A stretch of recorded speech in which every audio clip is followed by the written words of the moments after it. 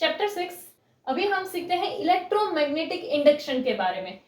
अब तक हमने जितने भी चैप्टर्स पढ़े हैं उसमें हमने इलेक्ट्रिसिटी के बारे में पढ़ा है, उसमें हमने मैग्नेटिज्म के बारे में पढ़ा है कि मैग्नेटिक फील्ड क्या होता है, मैग्नेटिक फोर्स क्या होता है। इलेक्ट्रिसिटी में भी हमने ऐसा पढ़ा था कि इलेक्ट्रिक फोर्स क्या होता है, इलेक्ट्रिक फील्ड क्या होता है। हमने इलेक्ट्रिसिटी पढ़ लिया है, हमने मैग्नेटिज्म भी पढ़ लिया है।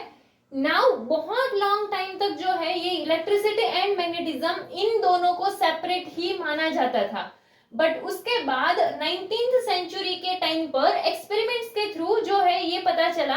कि ये दोनों कहीं ना कहीं इंटर रिलेटेड है, यानी कि मैग्नेटिज्म एंड इलेक्ट्रिसिटी ये दोनों एक दूसरे से इंटर रिलेटेड है। नाउ ये चीज कैसे पता चली, तो एम्पियर, ऑस्टर्ड एंड ऐसे बहुत से साइंटिस्ट थे कि जिनके एक्सपेरिमेंट्स के थ्रू हमें ये चीज पता चली।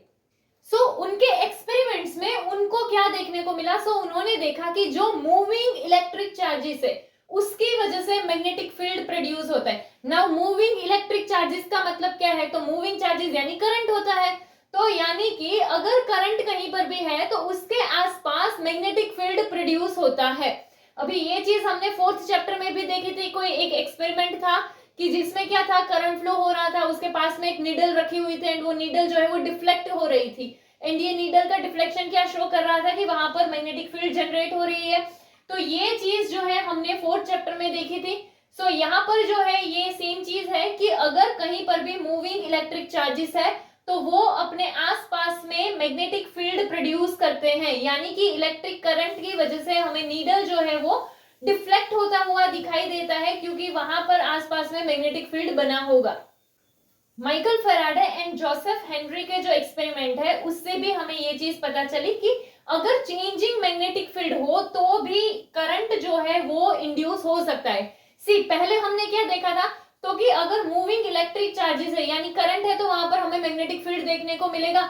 नाउ सेकेंडली जो है क्या चीज हमें देखने को मिली कि अगर चेंजिंग मैग्नेटिक फील्ड है तो फिर करंट भी इंड्यूस हो सकता है, यानी कि moving charges magnetic field create करेंगे, changing magnetic field current induce करता है। ये जो changing magnetic field current induce करता है इसे हम क्या बोलते हैं, इसको हम बोलते हैं इलेक्ट्रोमैग्नेटिक इंडक्शन। यानी कि जहां पर तुम्हारा चेंजिंग मैग्नेटिक फील्ड है उसकी वजह से अगर इलेक्ट्रिक करंट जनरेट होता है तो उसे हम बोलते हैं इलेक्ट्रोमैग्नेटिक इंडक्शन। इसके अलावा एक फैराडे की डिस्कवरी थी कि जिसमें एक लूप था एंड एक बार मैग्नेट था, इन दोनों के रिलेटिव मोशन से एक स्मॉल करंट प्रोड्यूस होता था। यहाँ पर भी यही चीज जो है वो पता चली कि इलेक्ट्रिसिटी एंड मैग्नेटिज्म दोनों एक दूसरे से इंटर रिलेटेड है। नाउ इलेक्ट्रोमैग्नेटिक इंडक्शन ये बहुत ही ज्यादा प्रैक्टिकल इंपॉर्टेंस वाला थियरी था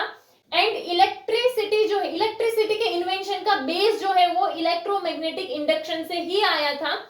एंड फैराडे एंड हेनरी के जो एक्सपेरिमेंट्स है उसी के थ्रू जो है generators and transformers and in सब की थियरीज जो है वो हम डेवलप कर पाए हैं। Next, Faraday's experiment of a bar magnet and coil. Now Faraday जो है उसने एक एक्सपेरिमेंट किया था बार मैग्नेट एंड कॉइल के साथ। तो यहाँ पे क्या किया, तो कि ये हमारे पास एक कॉइल है C1 एंड इस कॉइल को हमने कनेक्ट कर रखा है गैल्वेनोमीटर के साथ। नाउ गैल्वेनोमीटर के साथ कनेक्ट क्यों किया है, ताकि अगर हमें कहीं पर भी इसमें करंट इंड्यूस हो तो डिफ्लेक्शन मिले। नाउ यहाँ पर दूसरा क्या है, तो कि यहाँ पे एक बार मैग्नेट जो है वो रखा हुआ है एंड यहाँ पर बार मैग्नेट का ये क्या है, नॉर्थ पोल। अभी हम क्या करते हैं, तो कि हम इस मैग्नेट जो है उसे मूव करते हैं, मतलब मैग्नेट को पहले हम इस साइड लेकर जाएंगे तो क्या होगा, तो कि हमें जो है गैल्वेनोमीटर में डिफ्लेक्शन देखने को मिलता है। बट फिर अगर वहीं हम मैग्नेट को इस डायरेक्शन की जगह ऐसे लेकर आए तो क्या होता था, तो कि जो हमें गैल्वेनोमीटर में डिफ्लेक्शन देखने को मिलता था वो डिफ्लेक्शन का डायरेक्शन अपोजिट हो जाता है। इट्स लाइक कि जैसे बार मैग्नेट को जब हम ऐसे लेकर जाते हैं, गैल्वेनोमीटर का पॉइंटर अगर ऐसे डिफ्लेक्शन शो कर रहा है तो जब हम ऐसे लेकर जाएंगे तो वो फिर ऐसे डिफ्लेक्शन शो करेगा। तो यानी कि जब हम इसको इधर लेकर जाते हैं तो डिफ्लेक्शन देखने को मिलता है, बट जब ऐसे दूर लेकर जाते हैं तो पॉइंटर का डिफ्लेक्शन का डायरेक्शन बदल जाता है। इसके अलावा अगर हम देखें तो अगर इस मूवमेंट को हम फास्ट कर दे, ये जो है कि हम मैग्नेट को इधर ऐसे लेकर जाते हैं, इसको हम फास्ट कर देंगे तो जो डिफ्लेक्शन है वो भी हमें ज्यादा देखने को मिलता है। एंड इसी चीज में कि यहाँ पर जो है कि जब हम ऐसे लेकर जाते हैं तब जो पॉइंटर का डिफ्लेक्शन देखने को मिलता है एंड जब यहाँ लेकर आए तो डिफ्लेक्शन क्या, तो कि अपोजिट डायरेक्शन में देखने को मिलता है। ना ये अपोजिट डायरेक्शन का डिफ्लेक्शन क्या शो करता है, तो कि वो शो करता है करंट का रिवर्स हुआ डायरेक्शन, यानी करंट का डायरेक्शन बदल गया होगा ऐसा शो करता है। अभी ये जो है ये हमारा मैग्नेट ऐसा था, बट अगर हम इस मैग्नेट को बदल दे इन द सेंस इसके पोल्स बदल दे कि यहाँ पर साउथ ले आए एंड यहाँ पर नॉर्थ ले आए, तो क्या होगा, तो हम जब मैग्नेट को इधर ऐसे लेकर जाएंगे तो पहले साउथ पोल होगा, तो इसीलिए इसमें भी हमें डिफ्लेक्शन देखने को मिलेगा, बट इसमें जो डायरेक्शन में डिफ्लेक्शन देखने को मिलता था उसकी अपोजिट डायरेक्शन में हमें डिफ्लेक्शन देखने को मिलेगा। एंड उसका रीजन क्या है, तो कि पोल्स बदल गए हैं इसीलिए। बाकी डिफ्लेक्शन सेम वे से इसमें जैसा देखने को मिला वैसा ही मिलेगा, बट डायरेक्शन जो है वो बदल गई होगी। अभी नाउ सपोज कि जो है हम मैग्नेट को स्टडी कर दे, तो क्या होगा, तो जब हमारा मैग्नेट स्टेशनरी हो जाएगा तो इसमें भी डिफ्लेक्शन देखने को नहीं मिलेगा। इसका मतलब क्या हुआ, तो कि यहाँ पर सी जब हम मैग्नेट ऐसे मूव करते हैं तो चेंजिंग मैग्नेटिक फील्ड होगा कि जिसकी वजह से यहाँ पर करंट इंड्यूस हो रहा है, बट जैसे ही हमने स्टडी कर दिया तो चेंजिंग मैग्नेटिक फील्ड नहीं है और इसीलिए करंट नहीं होगा, तो इसमें हमें डिफ्लेक्शन देखने को नहीं मिलता है। नाउ सपोज कि अगर हम इस मैग्नेट को स्टडी रखते हैं, बट ये जो कॉइल है इसे हम मूव करते हैं, यानी क्या, तो कि मैग्नेट तो यहाँ पर इस कॉइल को अगर हम ऐसे एंड ऐसे मूव करते हैं तो भी हमें जो है गैल्वेनोमीटर में डिफ्लेक्शन जो है वो सेम वे के हिसाब से देखने को मिलेगा। सो इस पूरे एक्सपेरिमेंट का कंक्लूजन क्या निकला, तो इसका मतलब ये है कि इन दोनों के बीच का रिलेटिव मोशन जो है उसकी वजह से हमें क्या देखने को मिलता है, हमें इलेक्ट्रिक करंट कॉइल में देखने को मिलता है। यानी अगर मैं मैग्नेट को यहाँ से यहाँ लेकर जाऊं और मैग्नेट को मूव करूं, या फिर अगर कॉइल है, कॉइल को अगर हम मूव करें तो हमें दोनों में ही जो है डिफ्लेक्शन देखने को मिलेगा। यानी दोनों के ही ये जो है कि रिलेटिव मोशन में हमें यहाँ पर इंड्यूस करंट देखने को मिलता है। एंड इसके अलावा कि जब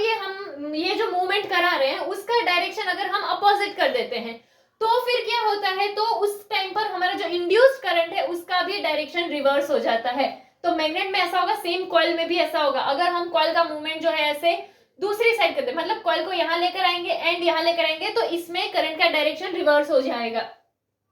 तो इसका मेन पॉइंट था वो क्या था कि जब हम मैग्नेट को मूवमेंट कराते हैं तो फिर हमें इसमें करंट इंड्यूस होता हुआ दिखाई देता है, गैल्वेनोमीटर में डिफ्लेक्शन दिखाई देता है, बट जैसे ही हमारा मूवमेंट का डायरेक्शन बदलेगा करंट का डायरेक्शन बदल जाएगा, यानी कि जो डिफ्लेक्शन है वो भी अपोजिट डायरेक्शन में आ जाएगा। एंड अगर हम नॉर्थ पोल को लेते हैं तब ऐसा होगा, तो साउथ पोल में हर एक जगह पर उसकी अपोजिट डायरेक्शन में हमें देखने को मिलेगा डिफ्लेक्शन। एंड अगर हम मैग्नेट को स्टेशनरी रखेंगे तो हमें डिफ्लेक्शन देखने को नहीं मिलेगा, बट अगर हम मैग्नेट को स्टेशनरी रखने के साथ कॉइल का मूवमेंट करते हैं तो उस टाइम पर भी हमें जो है करंट इंड्यूस होता हुआ दिखाई देगा। Next, Faraday's experiment of two coils.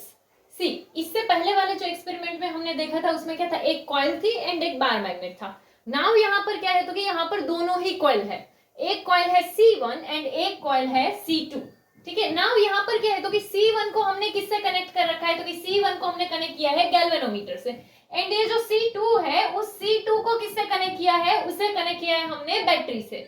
So now क्या, इसको बैटरी से कनेक्ट किया है, यानी कि इसमें करंट फ्लो हो रहा होगा। तो जो हमारा C2 वाला कॉइल है उसमें एक स्टेडी करंट है। नाउ ये जो करंट है, तो करंट के आसपास मैग्नेटिक फील्ड बनेगा, तो इसीलिए ये स्टेडी करंट के आसपास यहाँ पर हमें एक स्टेडी मैग्नेटिक फील्ड देखने को मिलता है। यानी कि ये C2 वाले कॉइल में क्या है, तो कि यहाँ पर करंट है, एक स्टेडी करंट है एंड एक स्टेडी मैग्नेटिक फील्ड है।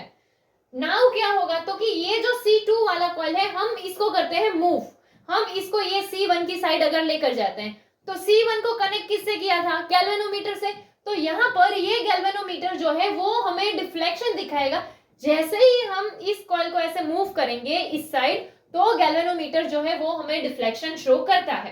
तो ये डिफ्लेक्शन से हम क्या बोल सकते हैं, तो कि यहाँ पर ये जो हमारा C1 वाला कॉइल है इसमें करंट इंड्यूस्ड हुआ होगा, ऐसा बोल सकते हैं। एंड नाउ जब हम C2 वाला जो कॉइल है उसे हमने यहाँ मूव किया था, अभी अगर हम उसको फिर से यहाँ मूव करेंगे तो क्या होगा, तो कि यहाँ पर गैल्वेनोमीटर जो है वो डिफ्लेक्शन दिखाएगा, बट डिफ्लेक्शन कैसा होगा, अपोजिट डायरेक्शन में होगा। जैसे कि अगर यहाँ लेकर गए तो डिफ्लेक्शन ऐसे हुआ था, फिर ऐसे लेकर गए तो डिफ्लेक्शन ऐसे होगा, तो अपोजिट डायरेक्शन में जो है हमें डिफ्लेक्शन देखने को मिलता है। इससे पहले बार मैग्नेट वाले एक्सपेरिमेंट में भी हमने यही देखा था कि मैग्नेट को जब इस साइड लेकर जाते हैं तो डिफ्लेक्शन देखने को मिलता है, फिर जब ऐसे लेकर गए तो अपोजिट डायरेक्शन में डिफ्लेक्शन देखने को मिलता था। यहाँ पर सेम चीज है कि कॉइल है, हम कॉइल को ऐसे लेकर गए तो डिफ्लेक्शन देखने को मिला, जब ऐसे दूर लेकर गए तो अपोजिट डायरेक्शन में डिफ्लेक्शन देखने को मिला।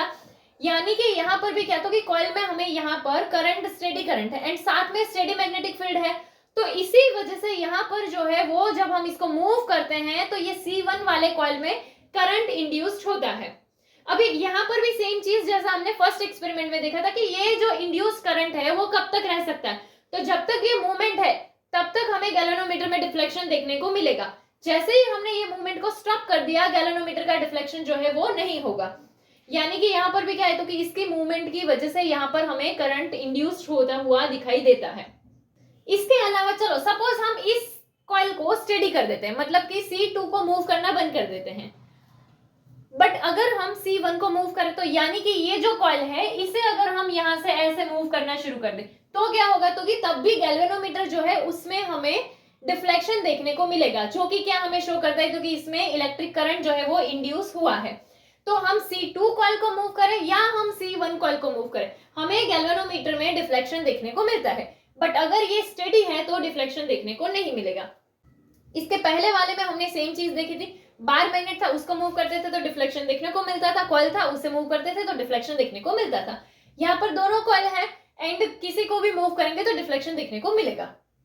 नेक्स्ट इसके बाद वाला अगर हम एक्सपेरिमेंट देखें तो उसमें हमारे पास दो कॉइल है, एक कॉइल है C1 एंड एक कॉइल है C2 एंड ये दोनों कॉइल जो है वो कैसी है, वो दोनों स्टेशनरी है। नाउ C1 वाली जो कॉइल है उसे हमने कनेक्ट किया है गैल्वेनोमीटर के साथ एंड जो C2 वाली कॉइल है उसे हमने कनेक्ट किया है बैटरी एंड एक टैपिंग की के साथ। सो नाउ यहाँ पे क्या होगा, तो जब भी हम ये जो टैपिंग की है इसे प्रेस करते हैं तो हमें यहाँ पे गैल्वेनोमीटर में डिफ्लेक्शन देखने को मिलता है, बट उसके बाद जो गैल्वेनोमीटर का पॉइंटर है वो तुरंत ही 0 पे वापस आ जाता है। एंड जब हम इस की को रिलीज करते हैं तो उस टाइम पर भी हमें गैल्वेनोमीटर में डिफ्लेक्शन देखने को मिलता है, बट इस बार जो डिफ्लेक्शन का डायरेक्शन होगा वो पहले वाली डायरेक्शन से अपोजिट होता था। एंड अगर हम इस की को प्रेस किया हुआ रखते हैं तो उस टाइम पे हमें गैल्वेनोमीटर में कोई भी टाइप का डिफ्लेक्शन देखने को नहीं मिलता है। सो इससे पहले वाले जो एक्सपेरिमेंट्स हमने देखे थे उन एक्सपेरिमेंट्स में हमने क्या देखा था, तो कि हम जो है मूवमेंट करा रहे थे, कॉइल है तो कॉइल का मूवमेंट करा रहे थे एंड अगर मैग्नेट है तो मैग्नेट का मूवमेंट करा रहे थे एंड उस मूवमेंट की वजह से हमें गैल्वेनोमीटर में डिफ्लेक्शन देखने को मिल रहा था। यहाँ पर हम मूवमेंट नहीं करा रहे बट फिर भी हमें गैल्वेनोमीटर में डिफ्लेक्शन देखने को मिल रहा है, तो इससे क्या बोल सकते हैं, तो कि रिलेटिव मोशन जो है वो एब्सोल्यूट रिक्वायरमेंट नहीं है इंड्यूस करंट के लिए, यानी हमें इंड्यूस करंट जो है वो रिलेटिव मोशन के बगैर भी मिल सकता है। नेक्स्ट अगर हम फैराडे के एक्सपेरिमेंट के रिजल्ट्स देखें तो जो मैग्नेट है एंड कॉइल है या फिर ये जो दोनों कॉइल है इन दोनों में जो रिलेटिव मोशन है उसकी वजह से इलेक्ट्रिक करंट जो है वो जनरेट होता था। एंड ये जो है मैग्नेट एंड कॉइल या ये दोनों कॉइल के बीच का अगर हम रिलेटिव मोशन है उसे इंक्रीज कर दे या फिर डिक्रीज कर देते हैं तो इसकी वजह से इसमें जो करंट इंड्यूस हो रहा है वो भी इंक्रीज या डिक्रीज हो सकता है। एंड इसमें क्या था, हमने ऐसा देखा था कि अगर हम यहाँ पर जो है इस डायरेक्शन में मूवमेंट करते हैं या इस डायरेक्शन में मूवमेंट करते हैं तो हमें जो गैल्वेनोमीटर का डिफ्लेक्शन है वो अपोजिट डायरेक्शन में देखने को मिलता था। यानी क्या कि तो अगर हम ये जो है रिलेटिव मोशन जो है उसका डायरेक्शन अगर रिवर्स कर देते हैं तो इंड्यूस करंट का जो डायरेक्शन है वो भी रिवर्स हो जाता है। एंड अगर ये जो है ये मैग्नेट एंड कॉइल या फिर ये जो दोनों कॉइल है इसको सपोज हम सेम स्पीड से मूव करा रहे हैं, यानी कि क्या, तो कि ये कॉइल को हम इधर लेके जा रहे हैं, ये मैग्नेट को भी हम इधर लेके जा रहे हैं, दोनों को ही जो है वो ऐसे सेम स्पीड से ऐसे सेम डायरेक्शन में अगर हम मूव करवाएं तो क्या हो जाएगा, तो कि दोनों का रिलेटिव वेलोसिटी तो 0 हो जाएगा ना। अगर रिलेटिव वेलोसिटी 0 है तो इसमें हमें करंट इंड्यूस होता हुआ नहीं दिखाई देगा। इसमें भी सेम, अगर हम इसको ऐसे सेम डायरेक्शन में सेम स्पीड से अगर मूव करवाएंगे तो इससे क्या होगा, करंट इंड्यूस होता हुआ नहीं मिलेगा। इसके अलावा अगर मैग्नेटिक फ्लक्स जो है कि ये जो हमारा ये सर्किट है क्लोज सर्किट है उसमें अगर मैग्नेटिक फ्लक्स चेंज होता है तो ये चेंज होता हुआ मैग्नेटिक फील्ड की वजह से इसमें इंड्यूस्ड ईएमएफ देखने को मिलेगा एंड इंड्यूस करंट जो है वो प्रोड्यूस होगा। एंड इसमें जो इंड्यूस्ड ईएमएफ हमें मिलता है वो इंड्यूस्ड ईएमएफ का मैग्नीट्यूड जो होगा वो इसके मैग्नेटिक फ्लक्स के रेट ऑफ चेंज से प्रोपोर्शनल होता है। नेक्स्ट अगर कॉइल में मैग्नेटिक फ्लक्स चेंज होता है तो उसमें ईएमएफ इंड्यूस होता है। इस चीज को अगर हम देखें तो हम ये दोनों एक्सपेरिमेंट में देखें तो यहाँ पर हम मैग्नेट को जो है कॉइल C1 की साइड या तो उससे दूर मूव करते हैं एंड यहाँ पर भी अगर हम देखें तो जो कॉइल C2 है उसे हम C1 की साइड या C2 से दूर मूव करते हैं। तो इस टाइम पर ये जो कॉइल C1 है, उस कॉइल C1 का मैग्नेटिक फ्लक्स जो है वो चेंज होता है एंड इसी की वजह से कॉइल C1 में EMF इंड्यूस होता है एंड ये जो EMF इंड्यूस होता है इसकी वजह से C1 कॉइल में करंट जो है वो इंड्यूस होता है कि जिसकी वजह से गैल्वेनोमीटर डिफ्लेक्शन शो करता है। इसमें जब हम टैपिंग की K को प्रेस करते हैं तो C2 वाला जो कॉइल है इसमें करंट जो है वो बहुत ही शॉर्ट टाइम में 0 से मैक्सिमम हो जाता है कि जिसकी वजह से ये C1 वाला जो कॉइल है उसका मैग्नेटिक फ्लक्स इंक्रीज होता है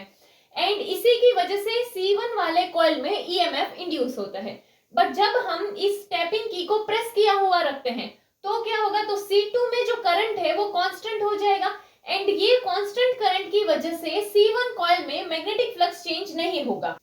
एंड इसी वजह से जो C1 कॉइल है उसमें जो करंट होगा वो 0 हो जाता है।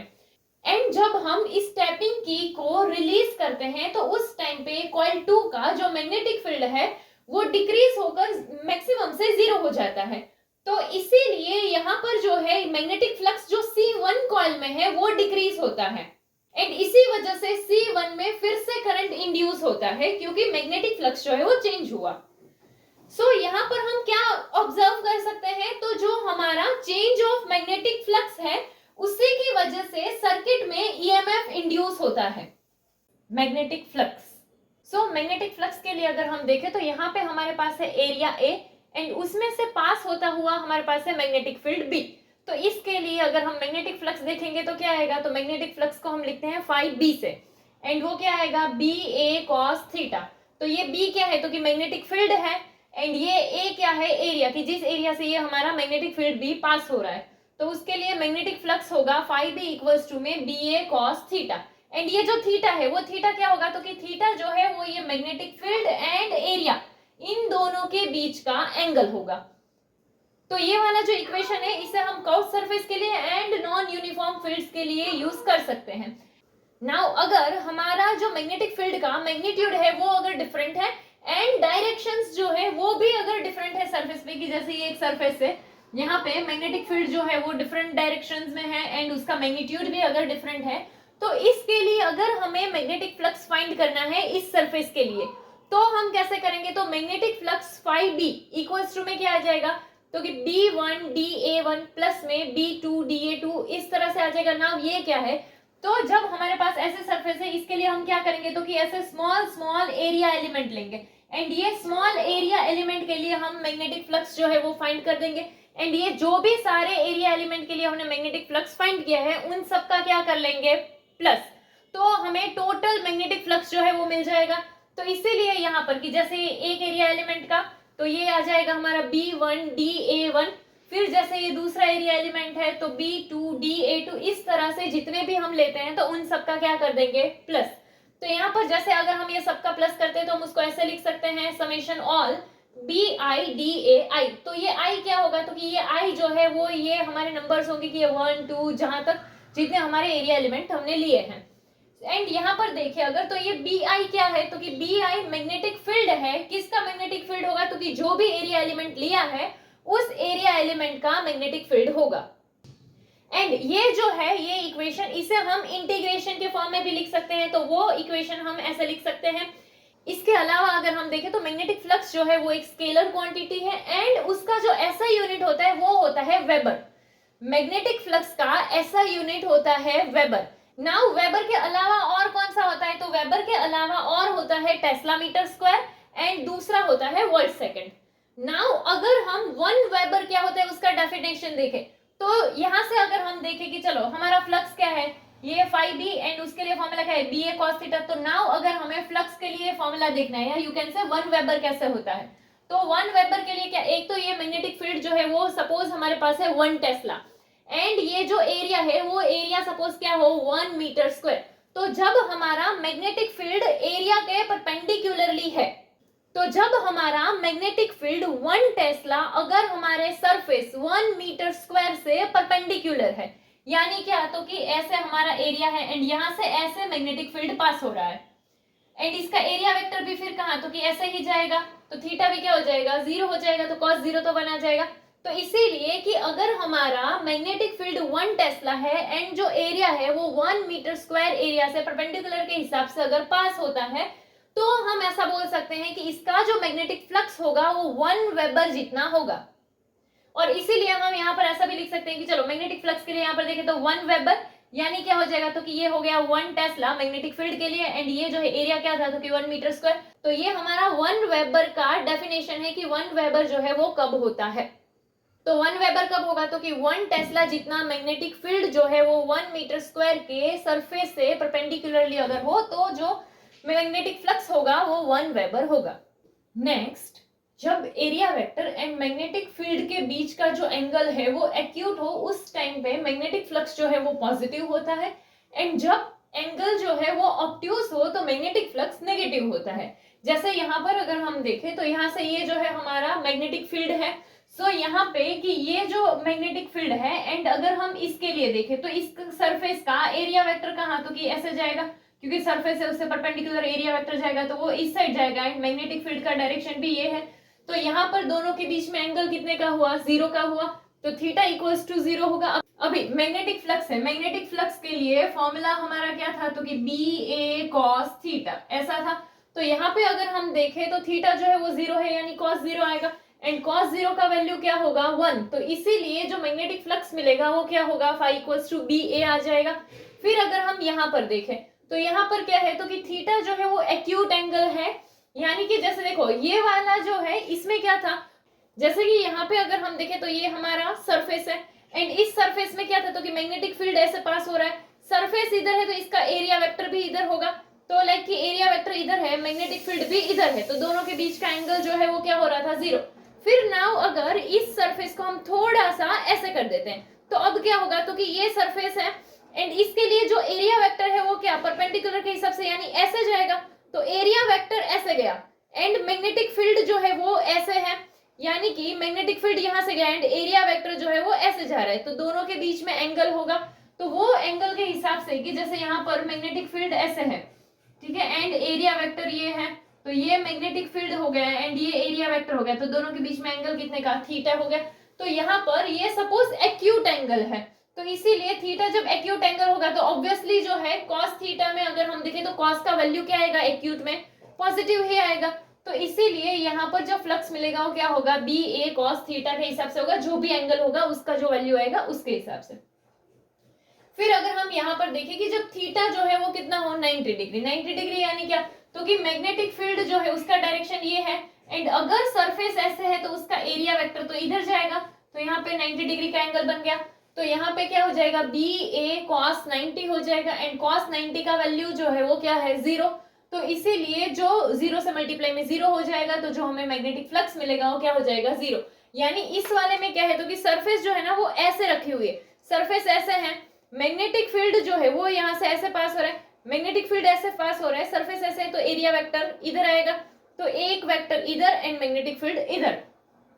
फिर इसमें अगर हम देखें तो क्या है, तो कि सरफेस जो है उसका एरिया वेक्टर यहाँ पे है एंड मैग्नेटिक फील्ड जो है वो यहाँ पर है, तो ऐसे देखो एंगल कितने का बन रहा है 180 का बन रहा है, तो थीटा जो है वो क्या आ गया 180, तो cos 180 में अगर हम देखें तो cos 180 का वैल्यू क्या होता है -1 होता है, तो -1 का बी ए के साथ इंटू करेंगे तो क्या -b आ जाएगा, इसीलिए जो फ्लक्स मिलेगा वो क्या होगा -ba। तो ये हमने क्या देखा कि जब हमें area vector and magnetic field के एंगल के हिसाब से मैग्नेटिक फ्लक्स हमने देखा, तो यहाँ पर जो है क्या कि एक्यूट के टाइम पर मैग्नेटिक फ्लक्स पॉजिटिव आएगा, ऑब्ट्यूज के टाइम पर मैग्नेटिक फ्लक्स नेगेटिव आएगा, 0 पे जो है वो हमें बी ए के हिसाब से मिलेगा एंड 180 पे -ba मिलेगा, एंड जब परपेंडिकुलर में आ जाएगा मतलब दोनों के बीच का एंगल 90 डिग्री हो जाएगा तो फ्लक्स 0 हो जाएगा। मैग्नेटिक फील्ड इंटेंसिटी अगर हम देखें तो उसमें क्या होगा, तो कि अगर हमारे पास कोई भी यूनिट एरिया वाला एक 1 टर्न का लूप है एंड उसमें से पास होती हुई मैग्नेटिक फील्ड लाइंस के नंबर्स जो है उसे हम क्या बोलते हैं, मैग्नेटिक फील्ड इंटेंसिटी। यानी कि अगर हमारे पास कोई भी यूनिट एरिया वाला एक लूप है एंड उस लूप में से मैग्नेटिक फील्ड लाइंस पास हो रही है, तो ये जो number of magnetic field lines pass हो रही है उसे हम बोलते हैं magnetic field intensity. Faraday's law of electromagnetic induction. Now इसमें अगर हम देखें तो जो सर्किट में इंड्यूस्ड ईएमएफ का मैग्नीट्यूड होता है वो मैग्नेटिक फ्लक्स के रेट ऑफ चेंज के इक्वल होता है। सो इसे अगर हम लिखें तो क्या, तो कि इंड्यूस्ड ईएमएफ है तो इंड्यूस्ड ईएमएफ के लिए एप्सिलॉन आ गया, एंड इंड्यूस्ड ईएमएफ किससे इक्वल है, तो rate of change of magnetic flux, तो इसीलिए यहाँ क्या आ गया d phi by d t, and ये दोनों इक्वल है। एंड यहाँ पे ये नेगेटिव साइन है, ये नेगेटिव साइन क्या शो करता है, तो नेगेटिव साइन जो है वो ईएमएफ का डायरेक्शन शो करता है। नाउ अगर हमारी जो कॉइल है वो n नंबर ऑफ टर्न्स की बनी हुई हो तो जो फ्लक्स का चेंज है हर एक टर्न के लिए वो सेम होता है। तो इसके लिए टोटल इंड्यूस्ड ईएमएफ अगर हमें फाइंड करना हो तो कैसे कर सकते हैं, तो कि इंड्यूस्ड ईएमएफ के लिए तो ये है ही, but n number of turns के लिए करना है तो n नंबर ऑफ टर्न्स के लिए यहाँ पर n आ जाएगा, तो क्या आ जाएगा, एप्सिलॉन इक्वल्स टू में minus n d phi by d t. तो यहाँ पर जो है इंड्यूस्ड ईएमएफ के लिए हम क्या बोल सकते हैं कि अगर n नंबर ऑफ टर्न्स जो है उसे इंक्रीज करने पर इंड्यूस्ड ईएमएफ भी इंक्रीज होता है। अगर हमारे पास कोई एक कॉइल है एंड उस कॉइल में से अगर करंट फ्लो हो रहा है तो वो एज अ मैग्नेट बिहेव करता है। Now as a magnet behave करता है, इससे क्या होगा, तो उसका एक फेस जो है वो क्या होगा, as a north pole behave करेगा, एंड जब एक फेस नॉर्थ पोल है तो जो दूसरा फेस होगा अपोजिट फेस वो क्या होगा, तो कि वो as a south pole behave करेगा। सो हमें कैसे पता चलेगा कि कौन सा जो है वो नॉर्थ पोल से बिहेव कर रहा है एंड कौन सा जो है वो एज अ साउथ पोल से बिहेव कर रहा है, तो जब भी हमारे पास कोई भी एक क्लोज्ड करंट कैरिंग लूप है एंड अगर हम उसे नॉर्मली देखते हैं एंड हमें जो करंट फ्लो होता हुआ दिखाई दे रहा है, अगर वो करंट का डायरेक्शन क्लॉकवाइज हुआ तो फिर जो साइड होगी वो as a south pole behave कर रही होगी एंड उसकी जो अपोजिट साइड होगी वो as a north pole behave करेगी। यानी जैसे देखो यहाँ पे अगर आई है एंड यहाँ पे ये हमारे पास एक लूप है, अगर हम यहाँ से देखें तो क्या, तो कि करंट जो है वो ऐसे क्लॉकवाइज फ्लो होता हुआ दिखाई दे रहा है। सो क्लॉकवाइज वाला यानी कि वो कौन सा पोल होगा, साउथ पोल होगा, एंड अगर ये साउथ पोल है तो इसका जो दूसरा अपोजिट साइड और you can say opposite face होगा वो क्या होगा, तो कि वो as a north pole behave करेगा। सेम वे अगर हम लूप को नॉर्मली देखते हैं एंड अगर हमें करंट एंटी क्लॉकवाइज फ्लो होता हुआ दिखाई दे, एंटी क्लॉकवाइज यानी इस डायरेक्शन में, तो फिर वो जो फेस है वो कौन सा होगा, तो कि वो as a north pole behave कर रहा होगा एंड जो उसकी अपोजिट फेस है वो as a south pole behave करेगा। यानी कि यहाँ पर आई है, यहाँ से अगर हम लूप को देखते हैं तो ये जो हमें डायरेक्शन दिख रहा है करंट का वो कौन सा, तो कि ये डायरेक्शन है, तो ये डायरेक्शन यानी कि वो कौन सा होगा, नॉर्थ पोल होगा, एंड इसी की जो दूसरी साइड होगी और यू कैन से जो अपोजिट फेस होगा वो कैसे बिहेव करेगा, वो as a south pole behave करेगा। तो सिर्फ याद क्या रखना है कि करंट कैरिंग लूप जो है उसके अगर हम नॉर्मली देखते हैं एंड अगर करंट जो है वो क्लॉकवाइज फ्लो हो रहा है यानी साउथ पोल, अगर एंटी क्लॉकवाइज फ्लो हुआ यानी क्या हो जाएगा, नॉर्थ पोल, एंड जो भी पोल है तो अपोजिट डायरेक्शन में क्या दूसरा वाला पोल होगा, मतलब कि अगर साउथ पोल है तो नॉर्थ होगा, नॉर्थ पोल अगर तुमने देखा उसमें प्रेजेंट है तो साउथ होगा। जैसे यहाँ पे अगर हम देखें याद कैसे रखना है, तो एस में जो है ये अगर हम यहाँ एरो के हिसाब से देखें एंड ये डायरेक्शन भी ऐसे ही है तो साउथ पोल बोल सकते हैं कि चलो अगर ऐसे क्लॉकवाइज हुआ तो साउथ पोल, एंड नॉर्थ में क्या होता है, तो कि ऐसे एन लिखे अगर तो यहाँ से ये एरो एंड यहाँ से ये एरो होता है, यानी कि ये कौन सा, तो कि ये जो है एंटी क्लॉकवाइज के हिसाब से आ जाएगा, या फिर डायरेक्टली याद रख लो एंटी क्लॉकवाइज जो है वो नॉर्थ पोल दिखाएगा, क्लॉकवाइज जो है वो साउथ पोल दिखाएगा, एंड इसकी जो अपोजिट फेस होगी वो दूसरा वाला पोल दिखाएगी। जैसे इसमें यहाँ पर क्लॉकवाइज दिख रहा है यानी ये साउथ पोल है तो इसका जो दूसरा फेस होगा वहां पर क्या होगा, नॉर्थ पोल होगा। यहाँ पर एंटी क्लॉकवाइज है तो ये नॉर्थ पोल है तो इसका जो दूसरा फेस होगा वहां पर क्या होगा, साउथ पोल होगा। Next Lenz law. अब तक हमने जो देखा था उसमें क्या था, तो कि चेंजिंग मैग्नेटिक फ्लक्स जो है उससे ईएमएफ इंड्यूस होता है एंड इंड्यूस्ड ईएमएफ से करंट प्रोड्यूस होता है।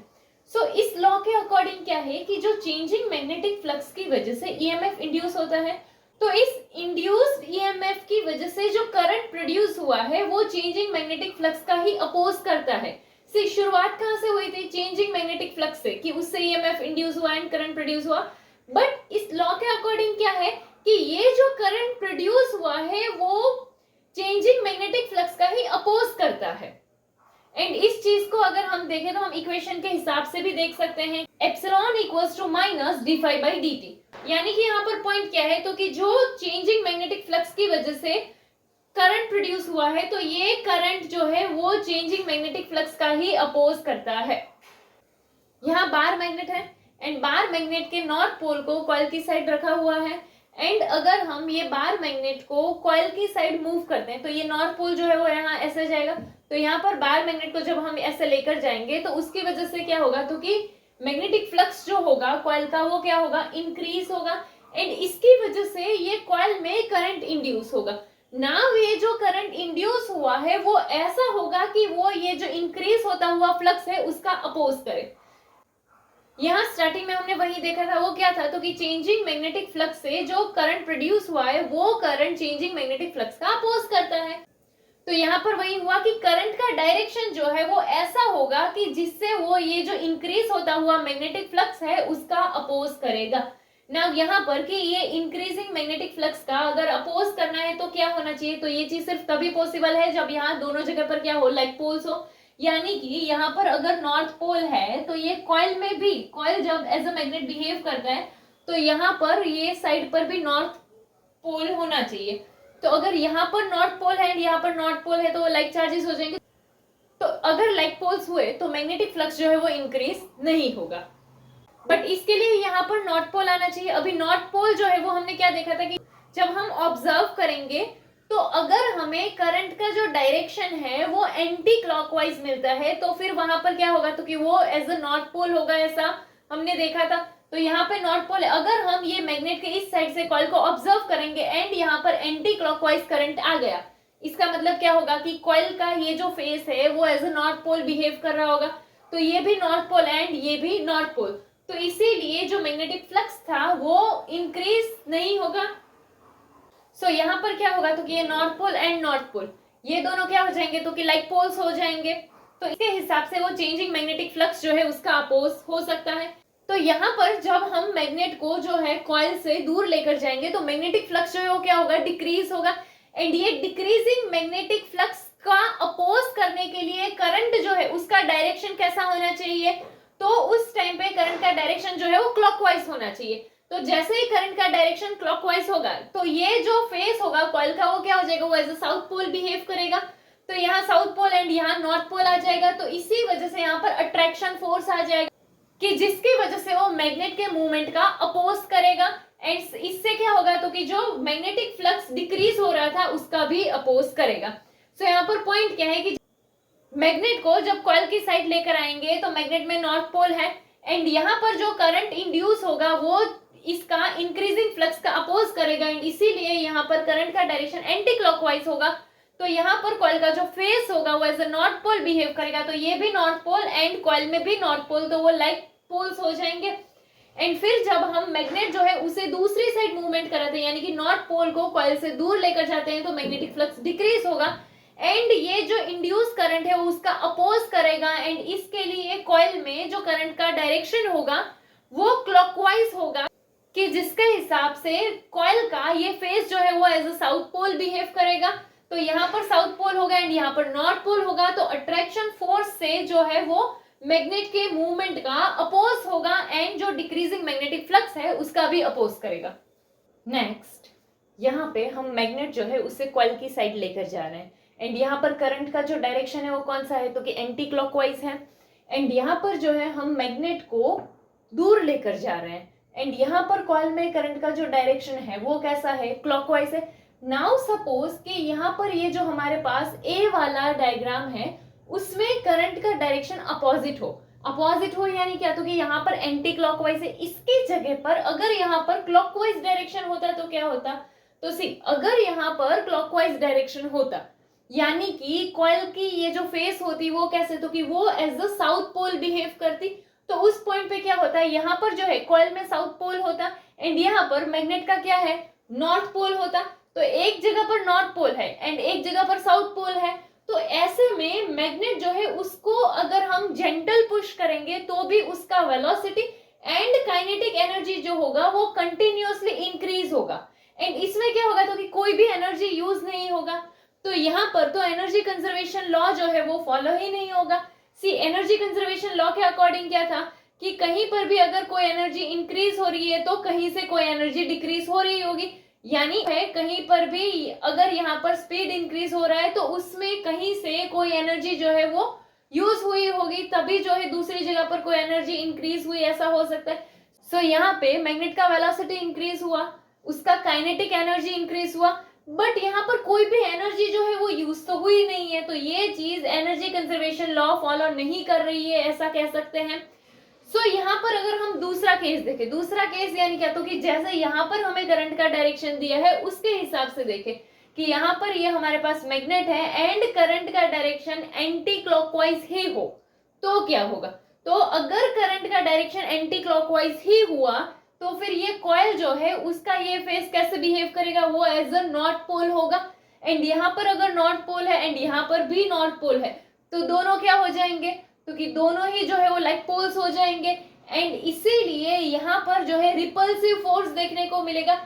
सो पर्सन जो है उसे वर्क करना पड़ेगा, मैग्नेट को मूव करने के लिए वर्क करना पड़ेगा, यानी कि यहाँ पर जो है एनर्जी यूज होगी कि चलो अगर मैग्नेट है उसे मूव करने में वर्क करना है, यानी कि एनर्जी जो है वो यूज होगी एंड फिर जो है वो करंट इंड्यूस्ड होगा, तो यहाँ पे एनर्जी जो है वो यूज होगी। सो हम ऐसा बोल सकते हैं कि ये एनर्जी कंजर्वेशन लॉ जो है उसे फॉलो करता है। सो यहाँ पर जो है क्या, तो कि यहाँ पर नॉर्थ पोल अगर है तो यहाँ पर कभी भी क्लॉकवाइज डायरेक्शन नहीं हो सकता है, क्योंकि अगर यहाँ पर क्लॉकवाइज डायरेक्शन आ जाता है तो फिर वो एनर्जी कंजर्वेशन लॉ को फॉलो नहीं करेगा एंड ये चीज पॉसिबल नहीं है। यहाँ पर एंटी क्लॉकवाइज डायरेक्शन होगा तो ही वो एनर्जी कंजर्वेशन लॉ को फॉलो करता है। तो इसीलिए हम ऐसा बोल सकते हैं कि लेंस का जो लॉ है वो एक टाइप से एनर्जी कंजर्वेशन लॉ को रिप्रेजेंट करता है। मोशनल ईएमएफ, अगर कोई भी मोशन की वजह से कॉइल का मैग्नेटिक फ्लक्स अगर चेंज होता है तो ये मैग्नेटिक फ्लक्स चेंज होने की वजह से उसमें ईएमएफ इंड्यूस होगा एंड इस तरह से जो ईएमएफ इंड्यूस होता है इसे हम क्या बोलते हैं, मोशनल ईएमएफ। यानी कि कोई मोशन की वजह से जो मैग्नेटिक फ्लक्स चेंज हुआ एंड उस चेंजिंग मैग्नेटिक फ्लक्स की वजह से ईएमएफ इंड्यूस हुआ तो वो मोशनल ईएमएफ होगा। सो यहाँ पे अगर हम मोशनल ईएमएफ देखें तो यहाँ हमारे पास जो है एक कंडक्टर है एंड उस कंडक्टर को हमने एक यूनिफॉर्म मैग्नेटिक फील्ड में रखा हुआ है। नाउ जिस तरह से यहाँ पे हमें दिया गया है कि एक रेक्टेंगुलर कंडक्टर बन रहा है, जैसे ये PQRS, इस तरह से ये एक रेक्टेंगल के हिसाब से है एंड यहाँ पर ये PQ जो है वो एक रॉड है कि जो फ्रीली मूव हो सके। तो ये जो PQ रॉड है इसे हम ऐसा लेफ्ट साइड मूव करते हैं कांस्टेंट वेलोसिटी के साथ। नाउ यहाँ पर हम अज्यूम करेंगे कि फ्रिक्शन से कोई भी एनर्जी लॉस नहीं हो रहा है। सो यहाँ पर क्या होगा, तो कि ये PQRS जो है इसकी वजह से एक क्लोज सर्किट बन रहा है एंड इसके लिए अगर हम PQ जो है इसे मूव करेंगे तो क्या होगा, सी पहले PQ यहाँ था, अगर हम इसको ऐसे मूव कर रहे हैं फिर वो यहाँ आएगा, यहाँ आएगा, इससे क्या होगा, तो इससे PQRS का जो एरिया है वो चेंज होगा कि जैसे देखो जब रॉड यहाँ पर है तो इतना एरिया आएगा, वहीं अगर रॉड यहाँ आ गया तो उस टाइम पे इतना एरिया आएगा। यानी कि यहाँ पर क्या हो रहा है, जैसे हम रॉड को मूव करेंगे तो वैसे ही एरिया जो है वो चेंज होगा एंड यहाँ पर ये जो यूनिफॉर्म मैग्नेटिक फील्ड है वो इस प्लेन से परपेंडिकुलर हो वैसे है। सो यहाँ पे अगर हम इसके लिए मैग्नेटिक फ्लक्स देखें तो पहले तो जो है हम ये दोनों के हिसाब से लेंथ देख सकते हैं कि चलो RQ का जो डिस्टेंस है वो सपोज क्या है x एंड ये SR जो है वो SR के लिए हम क्या ले लेते हैं L। तो यहाँ पर अगर हम इसके लिए मैग्नेटिक फ्लक्स देखें तो मैग्नेटिक फ्लक्स के लिए फॉर्मूला क्या था, AB cos theta and theta जो है वो क्या, तो कि area vector and magnetic field के बीच का एंगल है। सपोज कि यहाँ पर हमारा जो पास जो वो एंगल है वो क्या है 0 एंड cos 0 होगा तो cos 0 का वैल्यू क्या आ जाएगा 1, तो बचेगा क्या AB। नाउ एरिया अगर हम देखें तो यहाँ पर ये ऐसे रेक्टेंगल बन रहा है तो रेक्टेंगल का एरिया क्या होता है लेंथ इनटू ब्रेड्थ, तो इसीलिए यहाँ पर एक x है एंड एक L है तो क्या आ जाएगा LX आ जाएगा। तो एरिया की जगह पर हम LX डाल देते हैं एंड जो मैग्नेटिक फील्ड था वो वैसे का वैसा, तो इसीलिए यहाँ पर जो हमें मैग्नेटिक फ्लक्स मिल रहा है वो क्या होगा BLX। नाउ यहाँ पर क्या हो रहा है, तो कि टाइम के साथ ये रॉड जो है इसे हम ऐसे शिफ्ट कर रहे हैं, मूव कर रहे हैं, तो ये रॉड जैसे मूव होगा वैसे क्या होगा, तो कि ये एक्स वाला ये वाला जो साइड है वो बदल जाएगा। इट्स लाइक कि पहले रॉड यहाँ था तो इतना एक्स था, फिर रॉड अगर आ गया है तो इतना एक्स हो गया, फिर और आ गया है तो इतना हो गया, तो यानी क्या, तो कि यहाँ पर जैसे हम रॉड को शिफ्ट करते हैं तो एक्स का वैल्यू जो है वो चेंज हो रहा है एंड जब ये x का वैल्यू चेंज होगा तो उससे क्या होगा, तो कि उससे इस रेक्टेंगल का एरिया चेंज होगा एंड अगर एरिया चेंज हो रहा है यानी कि क्या होगा, तो कि टाइम के साथ उसका मैग्नेटिक फ्लक्स जो है वो चेंज होगा। एंड ये जो मैग्नेटिक फ्लक्स चेंज होता है, rate of change of magnetic flux, वो क्या करता है, ईएमएफ इंड्यूस करता है। तो यहाँ पर ईएमएफ इंड्यूस होगा। अभी उसके लिए हमने फॉर्मूला देखा था, epsilon equals to minus d phi by d t, ऐसा देखा था। ये क्या था, तो कि rate of change of flux will induce EMF. So यहाँ पे अगर हम देखें तो फ्लक्स के लिए तो हमने ढूंढ लिया है कि फ्लक्स जो है वो हमें क्या मिला, BLX। तो इसीलिए यहाँ पर फाई की जगह पर क्या डाल देते हैं, BLX। बट यहाँ पर देखो मैग्नेटिक फील्ड तो वैसा का वैसा रहने वाला है, एंड ये जो L है वो भी वैसा का वैसा रहेगा, यानी कि B एंड L ये दोनों क्या है, कांस्टेंट है। चेंज कौन हो रहा है, तो कि चेंज जो है ये X हो रहा है। तो इसीलिए BL कांस्टेंट होने के लिए हम ऐसे लिख देते हैं कि minus BL, and X change हो रहा है इसलिए क्या हो जाएगा, dx बाई dt।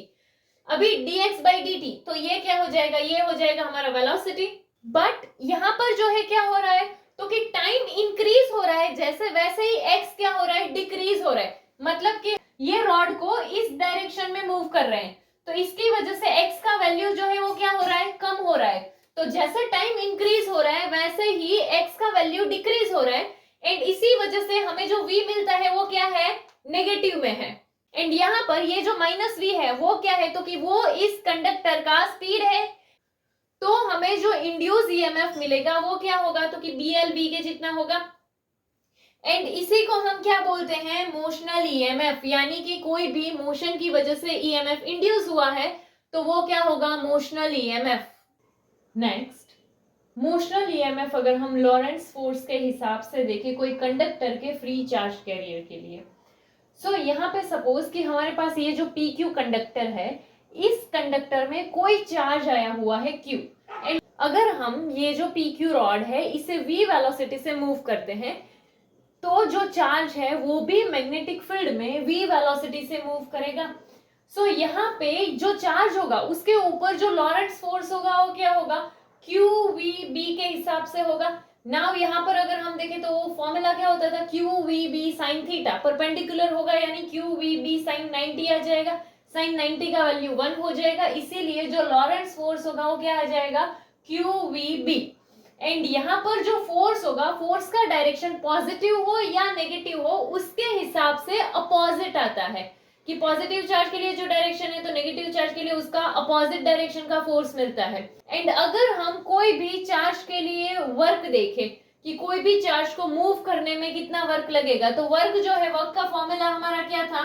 तो कि FD के हिसाब से अगर हम देखें तो जो फोर्स है वो लॉरेंट्ज फोर्स के हिसाब से हमने क्या देखा, तो कि QVB होगा। एंड डिस्टेंस अगर देखें तो यहाँ पे हमने क्या देखा था कि ये जो है ये कितना है, L। तो अगर जो हमारा चार्ज है वो भी रॉड में अगर एक एंड से दूसरे एंड पर जाता है तो डिस्टेंस क्या होगा, L होगा। तो इसीलिए यहाँ पर जो है फोर्स की जगह पर आ जाएगा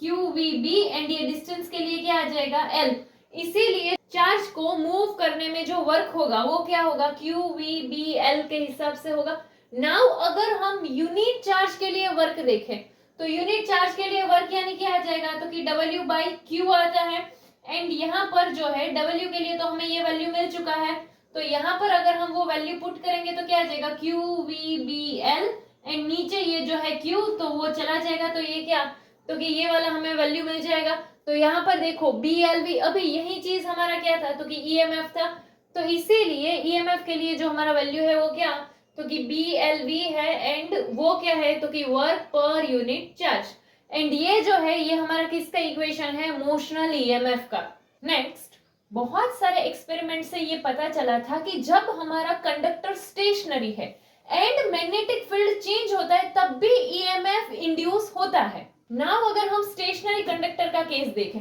यानी कि क्या, तो कि अगर हमारा कंडक्टर जो है ये स्टेशनरी है तो उस टाइम पे चार्जेस के ऊपर जो फोर्स होगा वो हमें ऐसे मिलता था कि F equals to Q into में E plus V cross B,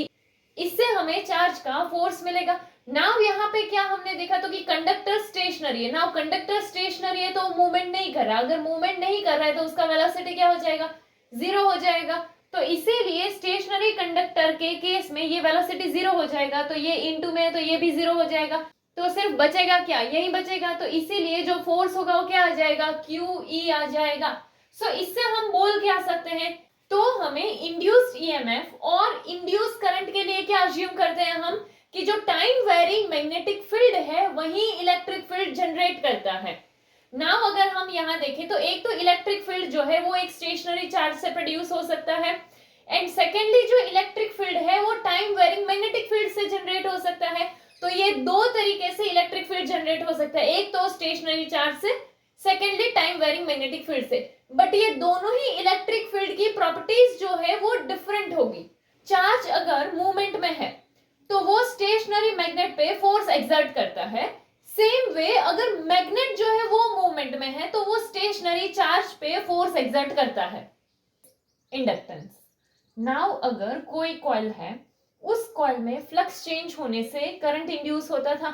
so now अगर हमारे पास कोई दो कॉइल है एंड एक कॉइल में फ्लक्स चेंज होने से दूसरे में जो है वो करंट इंड्यूस हो सकता है, सेम वे अगर एक ही कॉइल है उसमें फ्लक्स चेंज होने से भी करंट इंड्यूस हो सकता है। तो ये दोनों ही केस में क्या है, तो जो करंट इंड्यूस हुआ है वो जो कॉइल में फ्लक्स चेंज हुआ होगा उसके प्रोपोर्शनल होगा, यानी कि जितना फ्लक्स चेंज होगा उसी हिसाब से करंट जो है वो इंड्यूस होगा। तो इसीलिए क्या हो जाएगा, फ्लक्स जो है वो डायरेक्टली प्रोपोर्शनल क्या होगा, करंट से। अगर हमारे पास जो कॉइल है वो अगर n नंबर ऑफ टर्न्स की बनी हुई है एंड हर एक टर्न का जो फ्लक्स है वो कैसा हो, सेम हो, तो इस टाइम पे जो टोटल फ्लक्स होगा वो किससे मिल जाएगा, हमें n फाई से मिल जाएगा। सो यहाँ पर हम क्या बोल सकते हैं कि जो करंट होगा वो किससे प्रोपोर्शनल, n फाई से होगा। तो यहाँ क्या आ जाएगा, n phi proportional to I।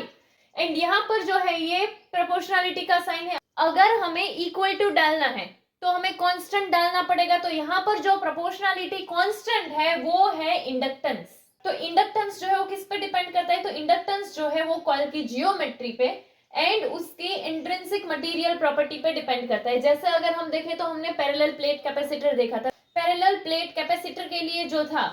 Capacitance किस पे डिपेंड करता था, तो उसकी शेप, साइज, जियोमेट्री एंड उसके बीच में जो मीडियम है उस पे डिपेंड करता था। तो सेम वे इंडक्टेंस जो होगा वो कॉइल की जियोमेट्री एंड उसके इंट्रिंसिक मटेरियल प्रॉपर्टी पे डिपेंड करता है। एंड इंडक्टेंस जो है वो एक स्केलर क्वांटिटी है एंड इसका अगर हम एसआई यूनिट देखते हैं तो इंडक्टेंस का एसआई यूनिट हेनरी होता है एंड उससे हम किससे लिखते हैं, एच से।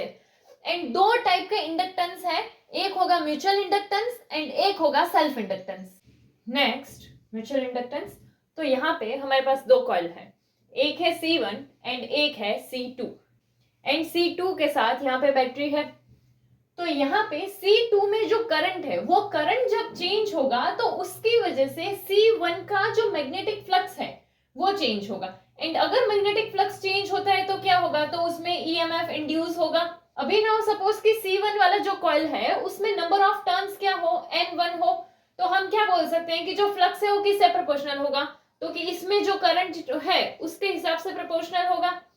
क्योंकि इसमें जितना चेंज आएगा उसी हिसाब से यहाँ पर फ्लक्स चेंज होगा एंड EMF इंड्यूस होगा। तो फ्लक्स एंड करंट जो है वो प्रोपोर्शनल होंगे। तो यहाँ पर जो है हम क्या बोल सकते हैं कि φ1 proportional to I2, but number of turns जो है वो N1 है, इसलिए यहाँ पर क्या आ गया, N1। नाउ अगर प्रोपोर्शनलिटी का साइन हटा के इक्वल टू डालना है तो क्या कर सकते हैं, तो कांस्टेंट आ जाएगा। यहाँ पे क्या लिखते हैं हम, M। नाउ ये जो M है वो क्या है, वो शो करता है म्यूचुअल इंडक्टेंस। एंड अगर हम फैराडे के लॉ के अकॉर्डिंग देखें तो फैराडे के लॉ के अकॉर्डिंग क्या है, तो कि जो rate of change of flux होता है वो क्या होता है, इंड्यूस EMF। सो हम ऐसा बोल सकते हैं कि एप्सिलॉन इक्वल्स टू d∅dt के हिसाब से। तो यहाँ पे इसीलिए क्या आ गया, एप्सिलॉन1 इक्वल्स टू में माइनस dN∅1 अपॉन में dt। तो यहाँ पर जो है ये N1 φ1 इसकी जगह पर हम ये डाल सकते हैं, तो क्या आ गया MI2 एंड ये M जो है वो कांस्टेंट है तो वो तो ऐसे ही निकल जाएगा। तो यहाँ पर क्या बचेगा, तो कि di2 अपॉन में dt, क्योंकि यहाँ पर अभी हमने क्या देखा था कि करंट चेंज होगा उससे फ्लक्स चेंज होगा एंड देन EMF इंड्यूस होगा, तो इसीलिए करंट जो है वो चेंज हो रहा होगा। सो यहाँ पर di2/dt आएगा एंड M तो कांस्टेंट आएगा। एंड अगर सपोज किसी को ऐसे नहीं करना है तो ये जो इक्वेशन है इसको डायरेक्टली ही with respect to time differentiate कर दो एंड फिर उसको एप्सिलॉन से कंपेयर कर लो। सो नाउ यहाँ पे हमारे पास दो इक्वेशन है, एक है इक्वेशन 1 एंड एक है इक्वेशन 2। फर्स्ट वाली कॉइल में EMF इंड्यूस हुआ है, इसलिए ये EMF के लिए हमने यहाँ क्या लिखा है, एप्सिलॉन1। सो ये जो हमारा फर्स्ट इक्वेशन है, इस इक्वेशन में अगर हम सपोज कि जो करंट है उसका वैल्यू क्या ले लेते हैं, 1 यूनिट ले लेते हैं, तो करंट जो है वो अगर 1 हुआ तो φ = m आ जाएगा, ऐसा हम बोल सकते हैं। नाउ दूसरे इक्वेशन में अगर हम देखें तो क्या है, तो कि di/dt है। di/dt का मतलब क्या है, तो कि rate of change of current. तो यहाँ पर अगर हम rate of change of current के वैल्यू को क्या ले लेते हैं, अगर 1 यूनिट ले ले तो क्या बोल सकते हैं कि अगर यहाँ पर 1 आ गया तो ये इक्वल के हिसाब से आ जाएगा। इसीलिए क्या, तो कि जब rate of change of current का वैल्यू यानी कि di/dt का वैल्यू अगर 1 यूनिट है तो उस टाइम पे ये दोनों एक दूसरे से इक्वल हो जाएंगे। सो इसके थ्रू हम क्या बोल सकते हैं, तो कि अगर हमारे पास ये जो कॉइल है उस कॉइल में जो rate of change of current है वो 1 यूनिट हुआ, तो दूसरी कॉइल में जो ईएमएफ इंड्यूस हुआ है वो म्यूचुअल इंडक्टेंस के इक्वल होगा। नाउ दो कॉइल की सिस्टम का म्यूचुअल इंडक्टेंस अगर हम देखें कि किस पे डिपेंड करता है, तो एक तो कि ये जो दोनों कॉइल्स है उनके शेप, साइज, जो भी नंबर ऑफ टर्न्स है, उनके बीच का जो डिस्टेंस है एंड एंगल, एंड इसके अलावा क्या, तो कि मटेरियल जो है, ये सारी चीजों पे म्यूचुअल इंडक्टेंस जो है वो डिपेंड करता है। नेक्स्ट, दो कोएक्सियल सोलेनॉइड के लिए अगर हम म्यूचुअल इंडक्टेंस देखें तो जैसे यहाँ पर हमारे पास दो सोलेनॉइड है एंड ये दोनों ही सोलेनॉइड कैसे हैं, कोएक्सियल है, यानी कि दोनों का जो एक्सिस है वो सेम पॉइंट पे है। एंड ये दोनों सोलेनॉइड जो है इसका लेंथ क्या है, एल लेंथ है।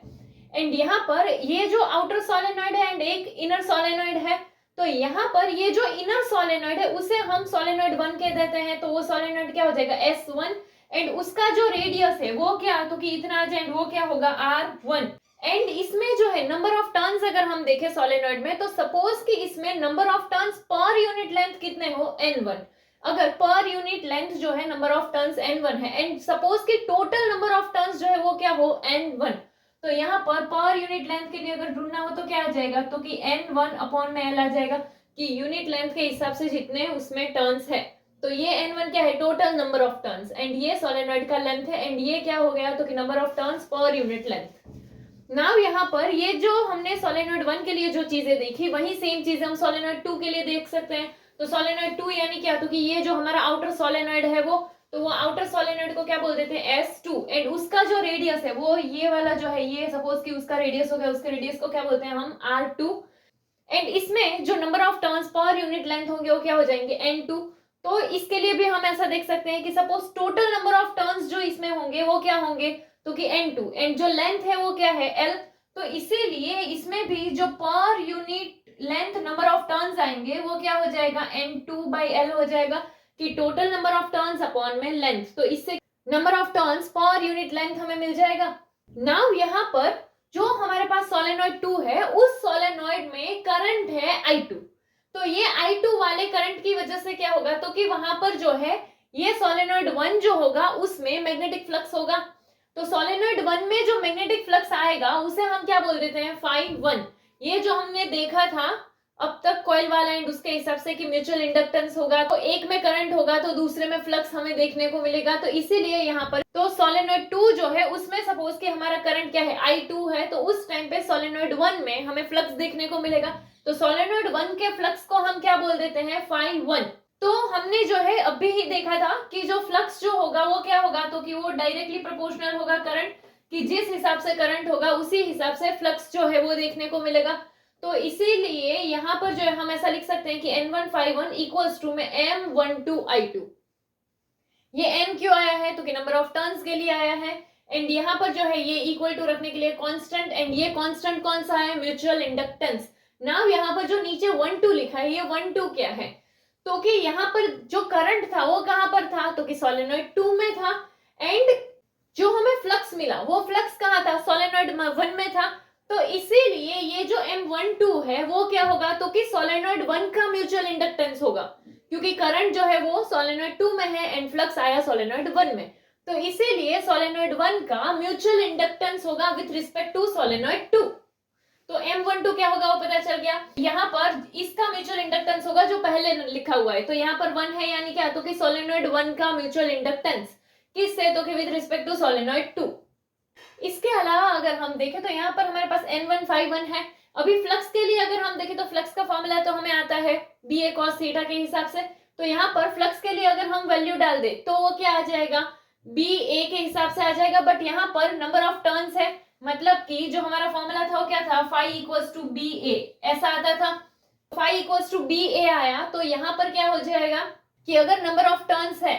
तो n नंबर ऑफ टर्न्स के लिए देखेंगे तो दोनों साइड n आ जाएगा, तो यहाँ पर क्या कर लेते हैं कि n1 phi1 इक्वल्स टू में क्या आ जाएगा n1 a1 b2। नाउ ये b2 कहां से आया, क्योंकि मैग्नेटिक फील्ड कहाँ होगा, सी करंट कहाँ था, सोलेनोइड 2 में था, तो इसीलिए जो मैग्नेटिक फील्ड होगा वो भी कहाँ होगा, सोलेनोइड 2 में होगा। हमने क्या देखा था कि जहां पर करंट होगा तो करंट के आसपास मैग्नेटिक फील्ड होता है, तो इसीलिए करंट जो है वो सोलेनोइड 2 में है, तो मैग्नेटिक फील्ड जो है वो भी सोलेनोइड 2 में होगा। बट एरिया जो है वो किसका आ रहा है, सोलेनोइड 1 का। क्यों, क्योंकि जो फ्लक्स है वो कहाँ है, सोलेनोइड 1 में है। तो यहाँ पे अगर हम देखें ये क्या है n1 यानी क्या, तो कि टोटल नंबर ऑफ टर्न्स। तो यहाँ पर देखो ये हमने देखा था कि टोटल नंबर ऑफ टर्न्स अगर है तो क्या कर सकते हैं, इसको यहाँ से यहाँ भेज दे, तो इसीलिए क्या आ जाएगा, तो कि n1 इक्वल्स टू में आ जाएगा n1l, ऐसा हो जाएगा। तो इसीलिए यहाँ पर ये जो हमारे पास n1 है उसकी प्लेस पर हम क्या पुट कर सकते हैं, तो कि उसकी प्लेस पर हम पुट कर सकते हैं n1l। फिर क्या है एरिया, तो एरिया के लिए अगर हम देखें तो ये सोलेनोइड है, उसका ये जो है वो क्या, तो कि सर्कल है, सर्कल का एरिया क्या होता है, पाई आर स्क्वायर होता है, तो इसीलिए यहाँ पर जो एरिया, बट फर्स्ट सोलेनोइड का है तो रेडियस किसका आएगा, फर्स्ट सोलेनोइड का आएगा, इसीलिए a1 की जगह पर हम क्या लिख सकते हैं, पाई आर 1 स्क्वायर। एंड फिर क्या है b2 यानी कि सेकंड वाले में जो मैग्नेटिक फील्ड है, तो मैग्नेटिक फील्ड के लिए भी हमने फोर्थ चैप्टर में एक फॉर्मूला देखा था, वो क्या था, तो कि B इक्वल्स टू में म्यू नॉट एन आई, ऐसा फॉर्मूला था मैग्नेटिक फील्ड के लिए। चलो तो यहाँ पर B2 है तो क्या आ जाएगा म्यू नॉट N2I2, क्योंकि सेकंड सोलेनोइड के हिसाब से है, तो यहाँ पर ये हमें एक इक्वेशन मिल गया। अगर हमें म्यूचुअल इंडक्टेंस फाइंड करना है तो क्या कर सकते हैं, तो कि ये वाला जो करंट है I2 इसे हम यहाँ से यहाँ भेज सकते हैं, तो क्या हो जाएगा N1 phi1 अपॉन में I2, ऐसा आ जाएगा वो कि N1 phi1 अपॉन में I2। चलो तो यहाँ पर अगर हम देखें तो इस इक्वेशन में भी I2 है, इस I2 को अगर यहाँ से यहाँ भेजेंगे तो वो नीचे चला जाएगा, तो वो भी सेम चीज होगी कि N1 phi1 अपॉन में I2, यहाँ पर भी वही आया N1 phi1 अपॉन में I2। तो ये जो हमारा म्यूचुअल इंडक्टेंस है वो इससे इक्वल होगा ऐसा बोल सकते हैं, तो इसीलिए हमारा जो M12 इक्वल्स टू में क्या आ जाएगा, तो कि mu naught N1 N2 pi r 1 square L, कि यहाँ पर जो है ये पूरा जो मिला था उसे हमने लिखा, एंड ये जो I2 है उसे यहाँ से यहाँ भेज दिया, ताकि ये जो इक्वेशन 1 है उससे इक्वल हो जाए एंड हमें M12 मिल जाए। तो यहाँ पर जो है फिर बचेगा क्या, तो कि M12 इक्वल्स टू में क्या आ जाएगा mu naught N1 N2 pi r 1 square L। ये आया कहां से वो पता चल गया, यहाँ पर ये I2 था उसे इस साइड भेज दिया, क्योंकि अगर हमें म्यूचुअल इंडक्टेंस चाहिए तो इसमें भी I2 है उसे नीचे भेजेंगे, तो ये होगा N1 phi1 by I2 and ये भी होगा N1 phi1 by I2, ये दोनों इक्वल है तो ये दोनों भी इक्वल होंगे एक दूसरे से, बस उसी से हमें जो है ये इक्वेशन मिला है।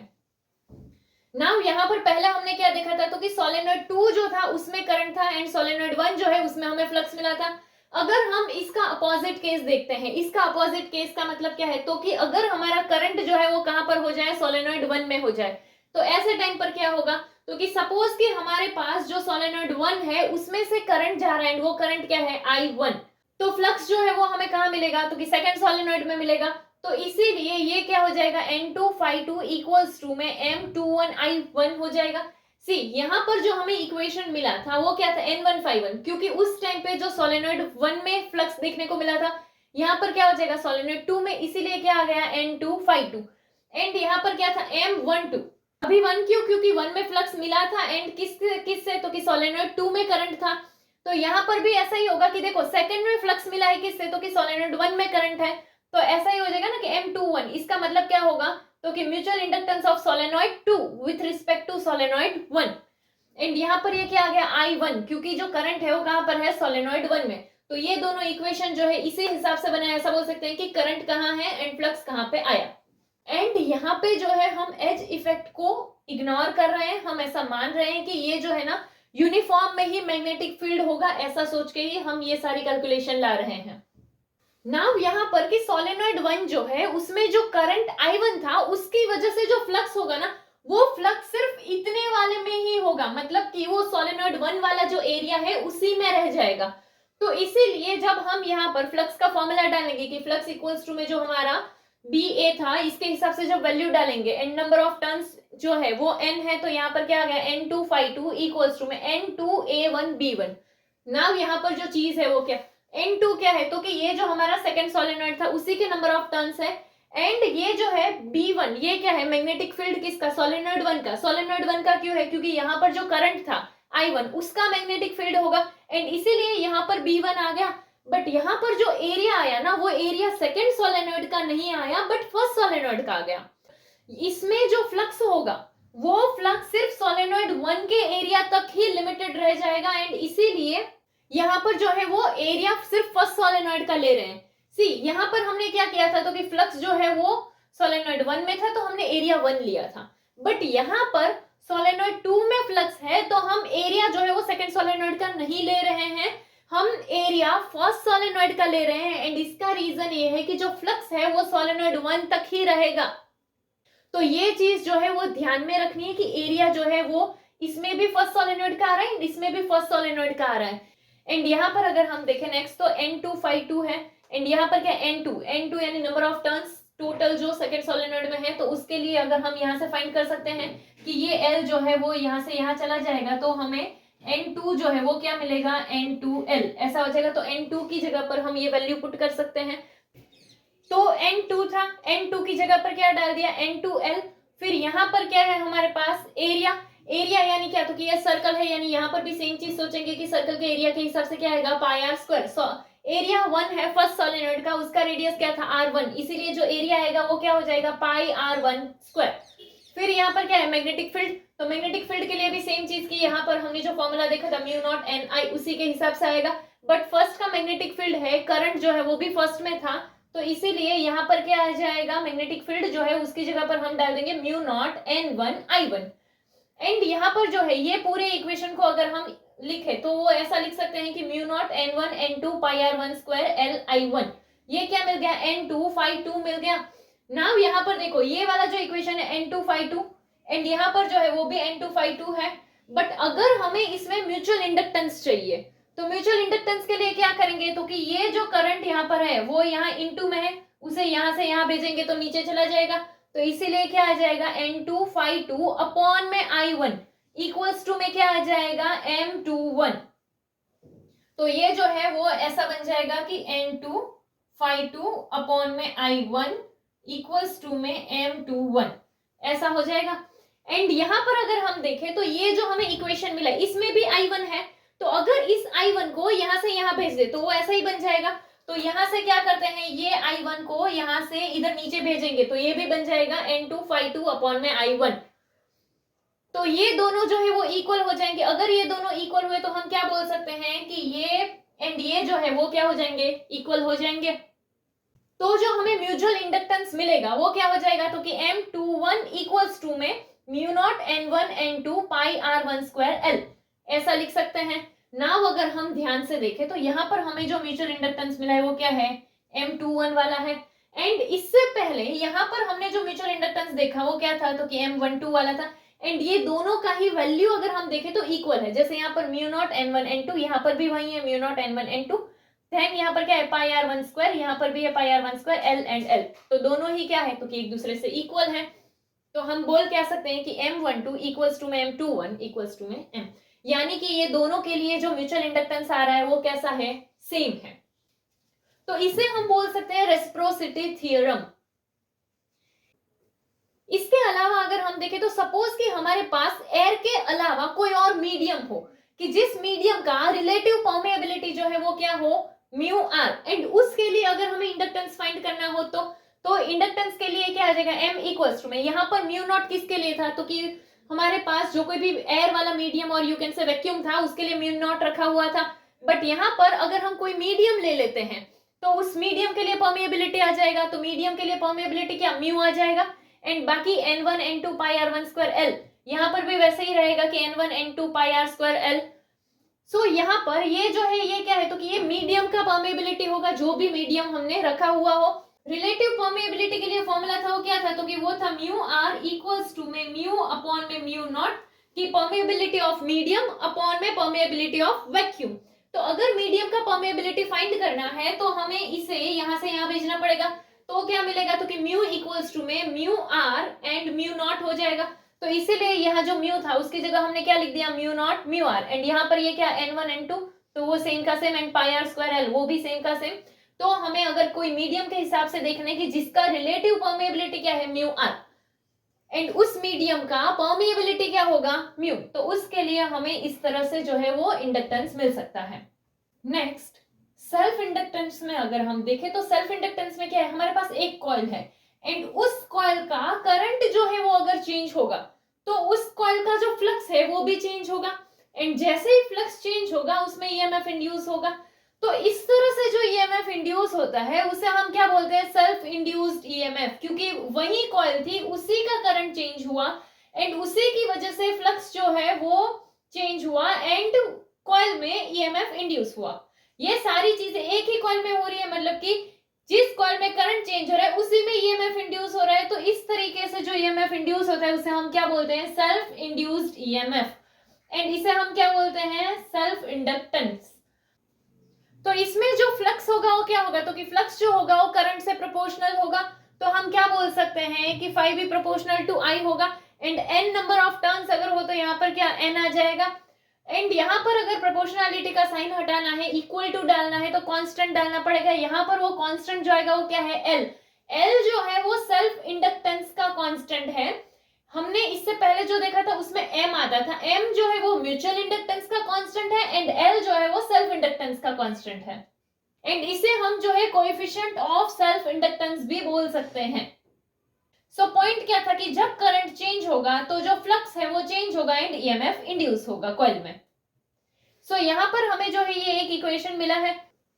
इसके अलावा अगर हम फैराडे के लॉ के अकॉर्डिंग देखें तो उसमें क्या था, तो कि जो इंड्यूस्ड ईएमएफ है वो हमें अगर फाइंड करना हो तो क्या होता था, rate of change of flux होता था। तो यहाँ पर हम इसीलिए इस तरह से हमें एप्सिलॉन मिल सकता है। यहाँ पर ये जो है तो इक्वेशन 1 से वैल्यू लेकर पुट कर सकते हैं, तो इसीलिए क्या आ जाएगा यहाँ पर कि एप्सिलॉन इक्वल्स टू में minus D L I upon में डी टी आ जाएगा। एल कांस्टेंट है तो वो आगे आ जाएगा, तो एप्सिलॉन इक्वल्स टू में क्या मिलेगा, minus L D I by d t. तो ये जो है ये हमें किसके लिए मिला है, सेल्फ इंडक्टेंस के लिए। हमने ये देखा है कि जब ईएमएफ इंड्यूस्ड होता है तो सेल्फ इंडक्टेंस के लिए हमें कैसे मिलेगा, तो क्या होगा, एप्सिलॉन इक्वल्स टू में minus L D I by d T. L जो है वो क्या है, सेल्फ इंडक्टेंस, एंड एम जो है वो क्या है, म्यूचुअल इंडक्टेंस। नेक्स्ट, जो कॉइल है उसमें से पास होने वाला करंट अगर आई है एंड जो कॉइल है उसमें n नंबर ऑफ टर्न्स आए हुए हैं, तो उसका जो टोटल फ्लक्स है वो हम किससे फाइंड करेंगे, तो n phi equals to Li से होगा, एंड ये जो L है वो क्या है, सेल्फ इंडक्टेंस है। नाउ इसमें अगर I को यहाँ से हम इक्वल टू के इस साइड भेजे तो नीचे चला जाएगा, तो L इक्वल्स टू में क्या हो जाएगा, n phi अपॉन में I हो जाएगा। नाउ सपोज कि I का जो वैल्यू है वो क्या हो, 1 एम्पियर, तो I का वैल्यू अगर 1 हुआ तो ये दोनों इक्वल हो जाएंगे, यानी कि L इक्वल्स टू में n phi आ जाएगा। तो इसके लिए हम क्या बोल सकते हैं, तो कि जब भी कॉइल में से पास होने वाला करंट जो है वो अगर 1 एम्पियर है तो उसका जो टोटल फ्लक्स होगा वो क्या होगा, सेल्फ इंडक्टेंस के हिसाब से होगा।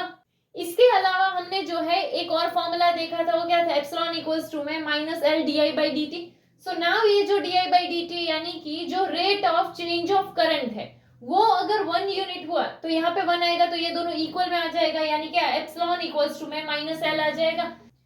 तो जब हमारा जो कॉइल है उसमें rate of change of current जो है वो अगर 1 यूनिट के जितना हुआ तो उस टाइम पे सेल्फ इंड्यूस्ड ईएमएफ जो है वो सेल्फ इंडक्टेंस के जितना होगा। तो सेल्फ इंडक्टेंस जो है वो किस पर डिपेंड करता है, वो अगर हम देखें तो क्या, तो कि कॉइल जो है उसके shape, size, number of turns and medium, इन सब पे डिपेंड करता है। Next, self inductance for long solenoid. Now हमारे पास कोई एक लॉन्ग सोलेनॉइड है जिसका लेंथ जो है वो क्या, L है, एंड उसका जो एरिया है वो A है, एंड इसमें जो number of turns per unit length है वो क्या है, N। Now number of turns per unit length, जैसा हमने देखा था क्या, कि total number of turns upon में लेंथ, वो क्या होता है, number of turns per unit length. तो अगर इसके लिए total number of turns find करना है n, तो क्या हो जाएगा, ये L यहां से यहां आएगा, तो क्या आ जाएगा, NL। नाउ अगर इसमें से सपोज कि I जितना करंट जो है वो पास हो रहा है एंड इसका जो मैग्नेटिक फील्ड हो वो क्या हो, B हो,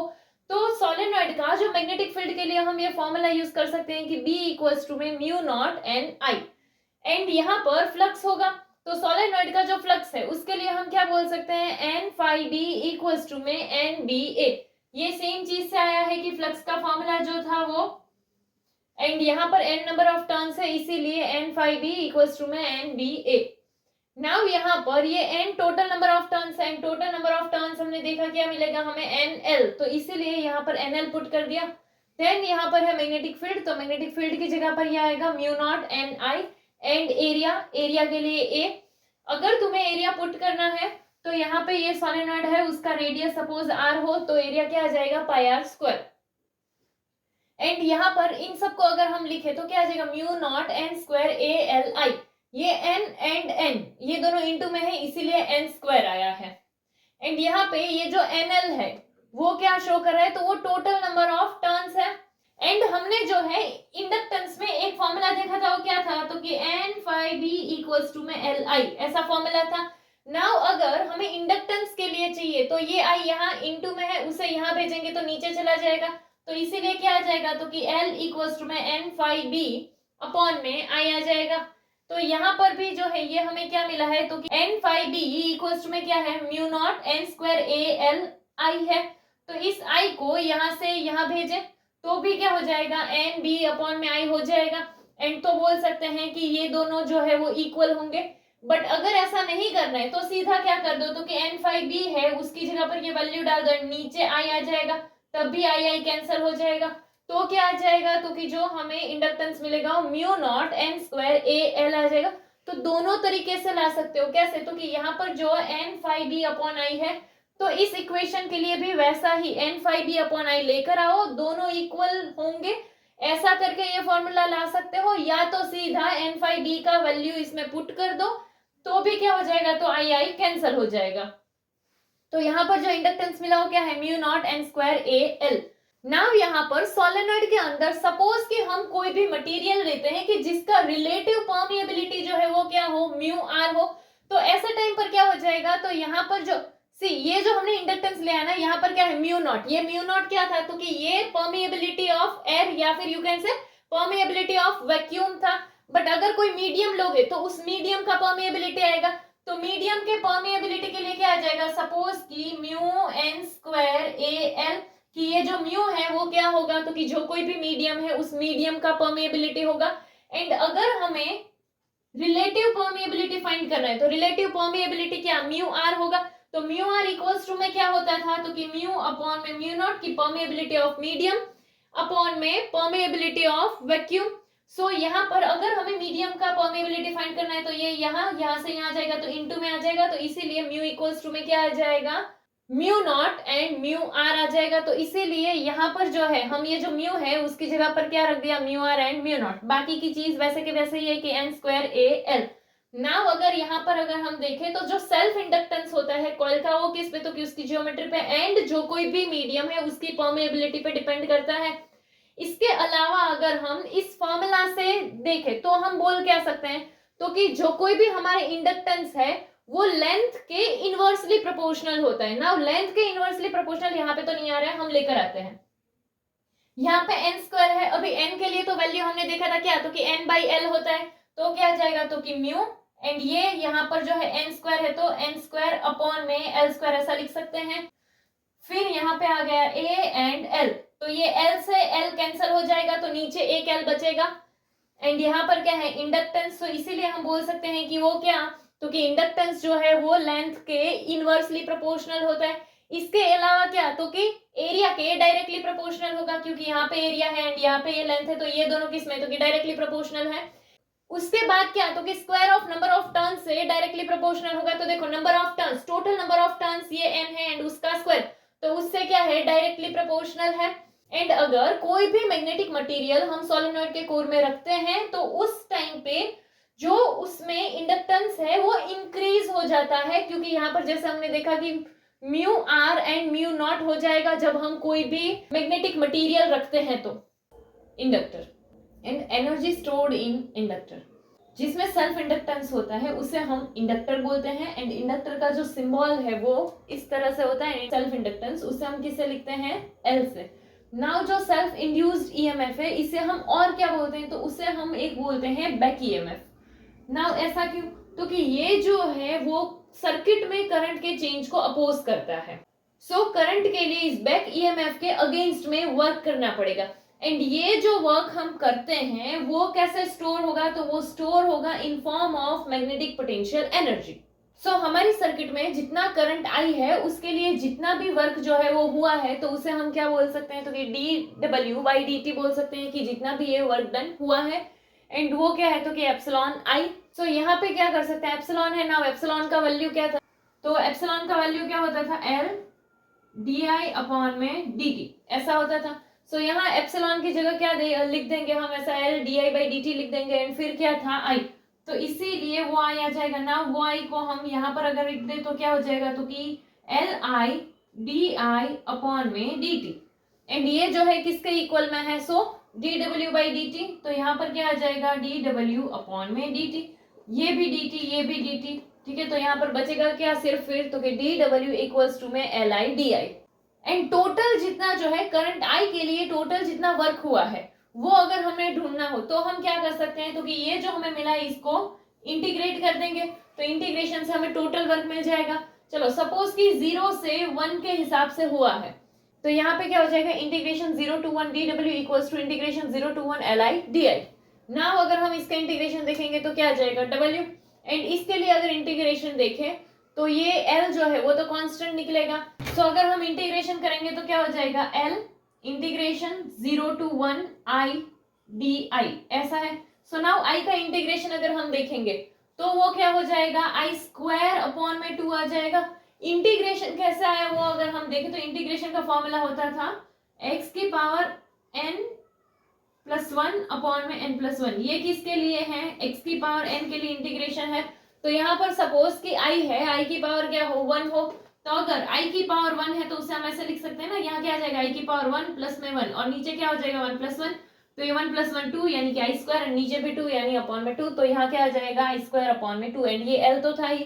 तो इसीलिए इसे हम क्या लिख सकते हैं, तो कि ये हो जाएगा हमारा Li²/2, एंड इस 2 को ऐसे भी लिख सकते हैं हाफ के फॉर्म में, तो यहाँ पर क्या लिख दिया हमने, हाफ Li²। तो ये हमें क्या मिला, वर्क, एंड वर्क जो है वो कैसे होगा, तो work is stored as magnetic potential energy, तो हम क्या लिख सकते हैं, तो कि U इक्वल्स टू में यहाँ पर क्या आ जाएगा हाफ Li²। नाउ इस फॉर्मूला को अगर हम देखें तो ये फॉर्मूला जो है हमारा काइनेटिक एनर्जी जो था वो काइनेटिक एनर्जी के फॉर्मूला के साथ मैच कर रहा है। काइनेटिक एनर्जी जो है उसका फॉर्मूला क्या था, तो कि K इक्वल्स टू में हाफ mv² होता था। ये फॉर्मूला जो है वो इसके साथ मैच कर रहा है, तो यहाँ पर हम क्या बोल सकते हैं कि L जो है वो किसकी तरह होगा, m की तरह होगा। तो ये जो फॉर्मूला आया है हमारा वो काइनेटिक एनर्जी जैसा ही आया है।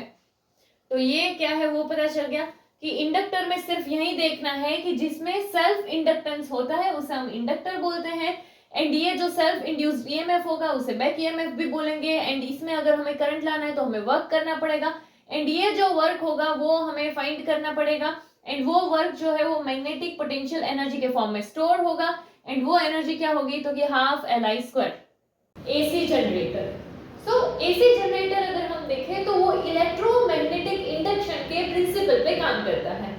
तो एसी जनरेटर में क्या होगा, तो कि एक कॉइल होगी, एंड वो कॉइल जो है वो मैग्नेटिक फील्ड प्रेजेंट हो ऐसे एरिया में है, एंड यहाँ पर इस कॉइल का अपना कुछ एरिया भी होगा, तो मैग्नेटिक फील्ड सपोज क्या हो जाए B, एंड जो एरिया है वो क्या हो जाए A। सो नाउ अगर ये कॉइल रोटेट करती है तो रोटेट करने से क्या होगा, तो कि मैग्नेटिक फील्ड एंड जो A है इन दोनों के बीच का जो एंगल है वो चेंज हो जाएगा। जैसे सपोज कि यहाँ से इसका मैग्नेटिक फील्ड जो है वो अगर ये डायरेक्शन में है,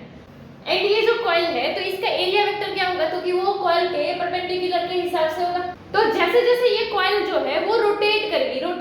यानी क्या, तो कि ये कॉइल जो है वो पहले ऐसे था फिर वो ऐसे होगा, तो यहाँ पर क्या होगा, तो कि पहले सपोज एरिया वेक्टर इस डायरेक्शन में, उसके बाद कॉइल ऐसे टर्न करके तो एरिया वेक्टर इधर आ जाएगा। इस तरह से क्या होगा कि कॉइल जो है वो रोटेट करती जाएगी और एरिया वेक्टर जो है तो वो क्या होता जाएगा, चेंज होता जाएगा। इट्स लाइक कि एरिया वेक्टर एंड जो मैग्नेटिक फील्ड है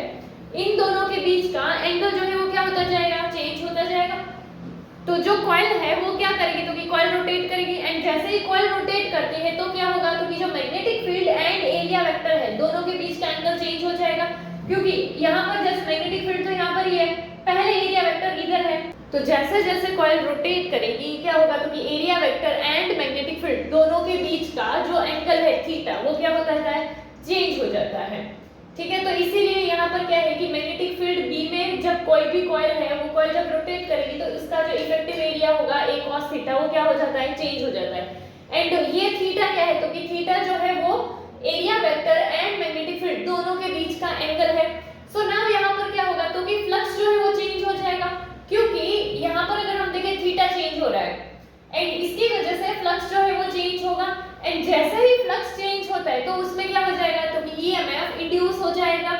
तो एसी जनरेटर जो है वो किस पर काम करता है कि पहले जो है यहाँ पर फ्लक्स चेंज होगा एंड उसी के हिसाब से एसी जनरेटर जो है वो वर्क करता है। सो यहाँ पर एसी जनरेटर जो है वो क्या करता है, तो कि मैकेनिकल एनर्जी को किसमें कन्वर्ट करता है, इलेक्ट्रिकल एनर्जी में कन्वर्ट करता है। सो इसको अगर हम डिटेल में इसका कंस्ट्रक्शन देखें कि इसमें क्या है, तो कि यहाँ पर एक कॉइल है एंड इस कॉइल के एंड में अगर हम यहाँ पर देखें तो slip rings and carbon brushes है। अभी ये क्या करते हैं, तो कि ये जो कॉइल है हमारी उसको एक्सटर्नल सर्किट से कनेक्ट करते हैं। इसके अलावा यहाँ पर ऐसे एक यूनिफॉर्म मैग्नेटिक फील्ड है इस डायरेक्शन में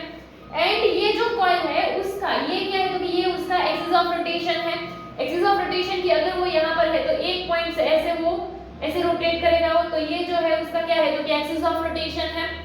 एंड ये जो एक्सिस ऑफ रोटेशन है वो क्या होगा, तो कि वो मैग्नेटिक फील्ड से परपेंडिकुलर होगा। कि देखो यहाँ पे मैग्नेटिक फील्ड इस डायरेक्शन में, एक्सिस ऑफ रोटेशन ऐसे है। तो axis of rotation and magnetic field ये दोनों किसमें होंगे, तो कि ये दोनों एक दूसरे से परपेंडिकुलर होंगे। नाउ जैसे ही कोई रोटेट करेगा तो उस टाइम पे थीटा जो है वो चेंज होगा एंड थीटा चेंज होने की वजह से फ्लक्स जो है वो चेंज होगा एंड फ्लक्स जैसे ही चेंज होगा तो क्या होगा, ईएमएफ इंड्यूस होगा। तो इसके लिए अगर हम इक्वेशन देखें तो जो कॉइल है वो suppose constant angular speed omega जो है उससे रोटेट कर रहा है, जो एंगल है उसका वो क्या है, थीटा है एंड टाइम क्या है, t टाइम पे। तो सपोज कि t टाइम पे थीटा एंगल के हिसाब से उसका जो एंगुलर स्पीड है वो क्या है, ओमेगा है। तो इसके हिसाब से हम थीटा फाइंड कर सकते हैं। सी ये जो था हमारा ऐसे था कि अगर हमें एंगुलर स्पीड ढूंढना है तो क्या हो, omega equal to theta by T, कि उसका t टाइम में थीटा एंगल के हिसाब से क्या चेंज होगा तो उसका एंगुलर स्पीड ओमेगा होगा। ये t यहां से यहां गया तो थीटा इक्वल्स टू में क्या आ जाएगा, तो कि थीटा इक्वल टू में आ जाएगा ओमेगा t। तो यहां पर वही हम ले रहे हैं कि थीटा इक्वल्स टू क्या आ गया, ओमेगा t। इसमें अब हम जो है अज्यूम क्या कर रहे हैं, तो कि थीटा 0 है, ठीक है। थीटा 0 कब होगा, तो कि t 0 पे एंड जैसे ही रोटेट करेगा वैसे ही क्या होगा, तो कि जैसे ही रोटेट करेगा वैसे ही जो इफेक्टिव एरिया होगा वो कैसा हो जाएगा, वो चेंज हो जाएगा विद टाइम। तो यहाँ पर फ्लक्स चेंज होगा तो फ्लक्स का फार्मूला क्या था, तो कि फ्लक्स का फार्मूला था BA cos थीटा। तो यहाँ पर जो है कि थीटा जो है वो हमने क्या लिया, ओमेगा t, तो यहाँ आ गया ओमेगा t, तो इसीलिए थीटा क्या आ गया, BA cos omega t। Next अभी हमने देखा कि फाई जो है वो क्या होगा, BA cos theta and theta की जगह ओमेगा t आ जाएगा, तो क्या हो जाएगा BA cos omega t। Now Faraday के लॉ के अकॉर्डिंग अगर हम देखें तो जो इंड्यूस्ड ईएमएफ होगा n नंबर ऑफ टर्न्स के लिए, तो वो क्या होता था, तो कि epsilon equals to minus n d phi by dt होता था। नाउ यहाँ पर फाई है, फाई की जगह पर हम ये वैल्यू पुट कर सकते हैं। तो फाई की जगह पर जो वैल्यू आएगा वो क्या, तो कि BA cos ओमेगा t आ जाएगा एंड यहाँ पर जो नीचे है वो एंड ये जो n था वो तो वैसा का वैसा आएगा। तो यहाँ पे देखो BA जो है वो तो कांस्टेंट निकल जाएगा, क्योंकि यहाँ पर किसके रिस्पेक्ट में हो रहा है, तो कि t के रिस्पेक्ट में हो रहा है। तो t जो है वो इसी में है, तो इसीलिए सिर्फ क्या बचेगा, तो कि cos ओमेगा t बचेगा एंड BA जो है वो कांस्टेंट में निकल जाएगा। तो इसीलिए यहाँ क्या आ जाएगा, तो कि माइनस n BA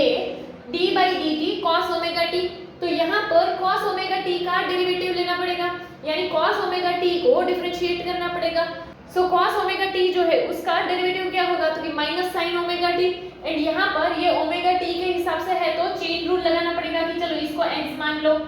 ठीक है। तो cos x का होगा sin x, फिर जो अज्यूम किया है उसका डेरिवेटिव यानी कि ओमेगा t का डेरिवेटिव यहाँ पर जिसे पता ना चले उसके लिए कि यहाँ पर जैसे cos ओमेगा t है इसका हमें डेरिवेटिव लेना है। तो ओमेगा t जो है तो इसके डेरिवेटिव के लिए हम क्या करते हैं, तो कि इसको x मान लो, तो cos x का क्या आ जाएगा, तो कि माइनस sin x, तो इसीलिए यहाँ पर आ गया माइनस sin x क्या था, तो कि ओमेगा t। अभी जो अज्यूम किया है उसका फिर से डेरिवेटिव करते हैं, तो क्या, तो कि d by dt एंड यहाँ आ जाएगा ओमेगा t। तो ये ओमेगा t का फिर से डेरिवेटिव करेंगे तो t का डेरिवेटिव क्या आ जाएगा 1 एंड ये ओमेगा कांस्टेंट के हिसाब से आएगा, तो इसीलिए क्या आ जाएगा, तो कि सिर्फ ओमेगा आएगा। तो यहाँ पर क्या आ जाएगा, तो कि minus sin omega t and जो ओमेगा है वो, ठीक है, इस तरह से आ जाएगा। तो ये इसको हम कैसे लिख सकते हैं, तो यहाँ पर देखो अभी ये n b a तो था ही, फिर ये जो ओमेगा आया वो and then sine omega T. ये डेरिवेटिव कैसे हुआ पता चल गया ना। डेरिवेटिव जब करते हैं तो ये कॉस का साइन होता है एंड यहाँ पर अगर ओमेगा टी है तो इस तरीके का कैसे होता था, तो कि x की पावर n अगर है तो इसका डेरिवेटिव पावर आगे आ जाएगी n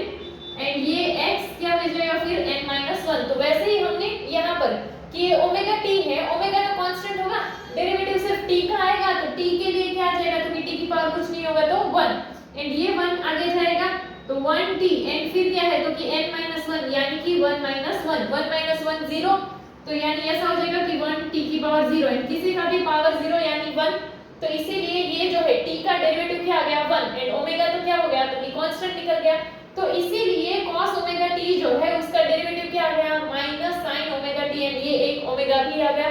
ठीक है, तो यहाँ पर जो है ये हमारे पास क्या था तो कि NBA एंड यहाँ पर ये जो है ओमेगा एंड फिर कौन सा तो कि ये sin ओमेगा t। तो यहाँ पे जो हमें मिला ये वैल्यू हमने यहाँ पर पुट की है कि EMF का वैल्यू जो है वो इतना होगा। नाउ सपोज कि यहाँ पर sin ओमेगा t है तो ये ओमेगा t का वैल्यू 1 हो सकता है, कब 1 होगा तो कि अगर जो है हमारा यहाँ पर 90 के हिसाब से हो तो sin 90 के हिसाब से वैल्यू क्या आएगा 1 आएगा, तो फिर अगर यहाँ पर तो कि sin के हिसाब से अगर ये 1 वैल्यू दे दे तो बचेगा क्या तो कि NBA ओमेगा एंड ये उसका क्या होगा तो कि मैक्सिमम वैल्यू होगा। सो यहाँ पर क्या है कि NBA ओमेगा ये मैक्सिमम वाला EMF हो सकता है, बट ये मैक्सिमम वाला EMF कब होगा तो कि sin ओमेगा t का वैल्यू जब 1 आ जाए, तो यहाँ पर sin ओमेगा t तो यहाँ पर ये क्या होगा तो कि sin 90 पे 1 आता है,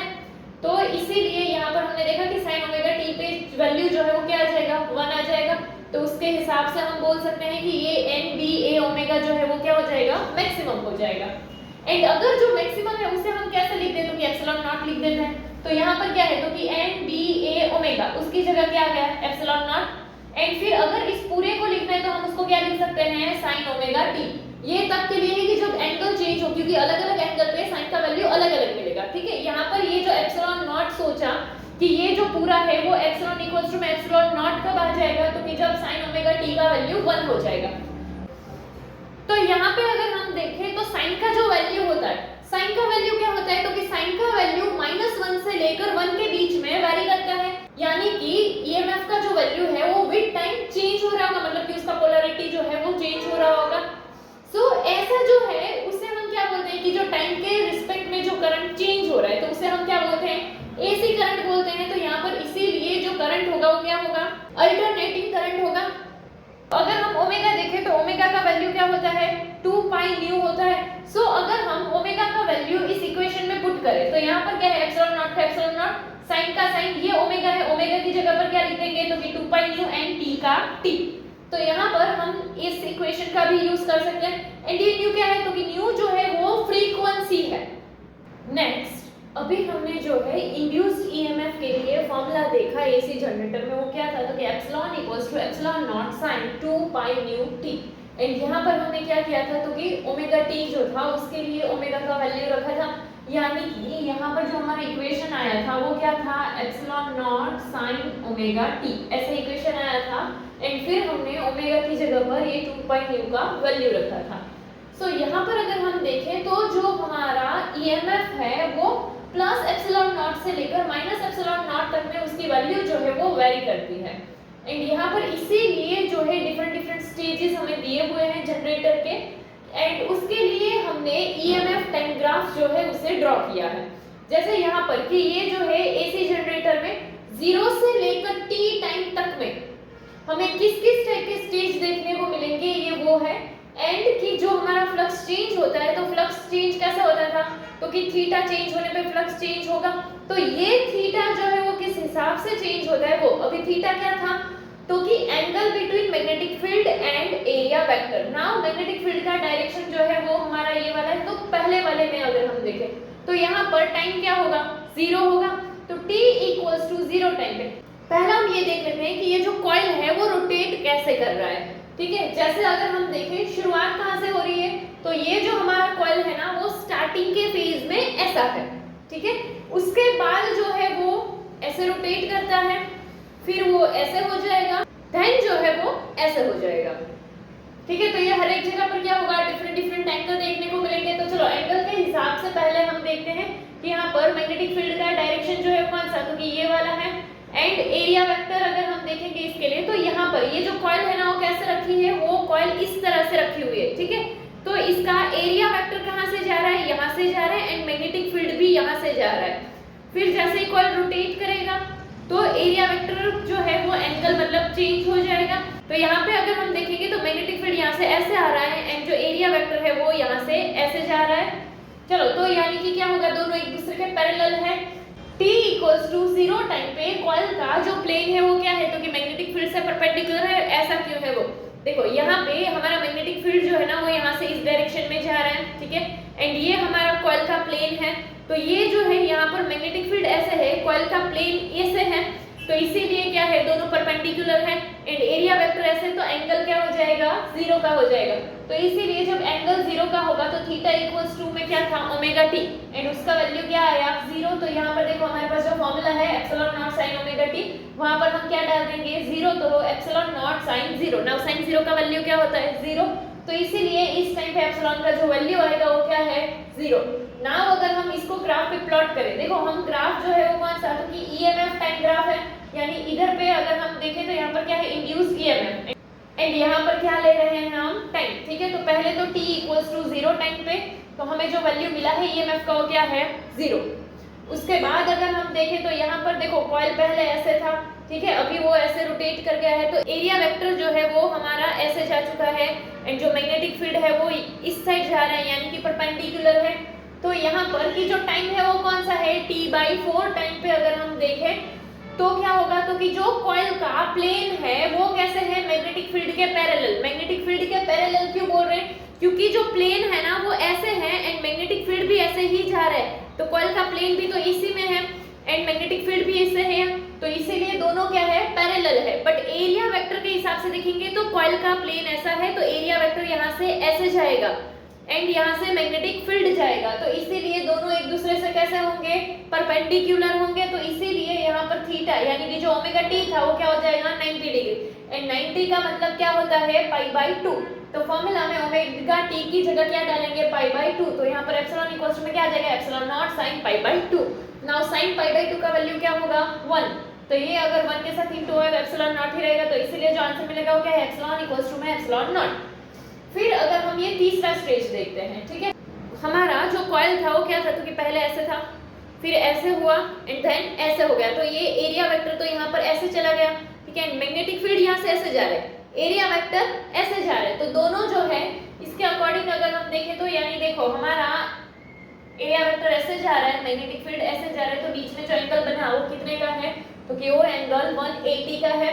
एंड जो टाइम है वो क्या है, t/2, यानी कि अगर हम देखें t equal to t/2 time पे, तो कॉइल जो है वो फिर से क्या होगी, परपेंडिकुलर ही आ जाएगी। देखो कॉइल का प्लेन परपेंडिकुलर आ रहा है, यानी कि यहाँ से जो है ऐसे कि मैग्नेटिक फील्ड ऐसे, कॉइल का प्लेन अगर ऐसे देखेंगे तो परपेंडिकुलर में है, ठीक है। तो कॉइल का प्लेन जो है वो परपेंडिकुलर आता है, बट एरिया वेक्टर यहाँ से ये डायरेक्शन में है, मैग्नेटिक फील्ड ये डायरेक्शन में है, ठीक है। तो इसीलिए जो एंगल बन रहा है थीटा इक्वल टू क्या है, ओमेगा टी, एंड वो कितने का बन रहा है, 180 डिग्री। जैसे हमने यहाँ पर देखा एरिया वेक्टर यहाँ जा रहा है, मैग्नेटिक फील्ड यहाँ जा रहा है, तो 180 का आ गया, 180 यानी क्या लिखते हैं, पाई। तो इसमें अगर वैल्यू डालेंगे तो क्या हो जाएगा, तो epsilon naught sine pi, sine pi का वैल्यू क्या होगा, 0, एंड 0 के साथ इनटू 0 यानी एप्सिलॉन इक्वल्स टू क्या आ गया, 0। तो यहाँ पे देखो कि यहाँ जो है हमने t इक्वल टू 0 पे था,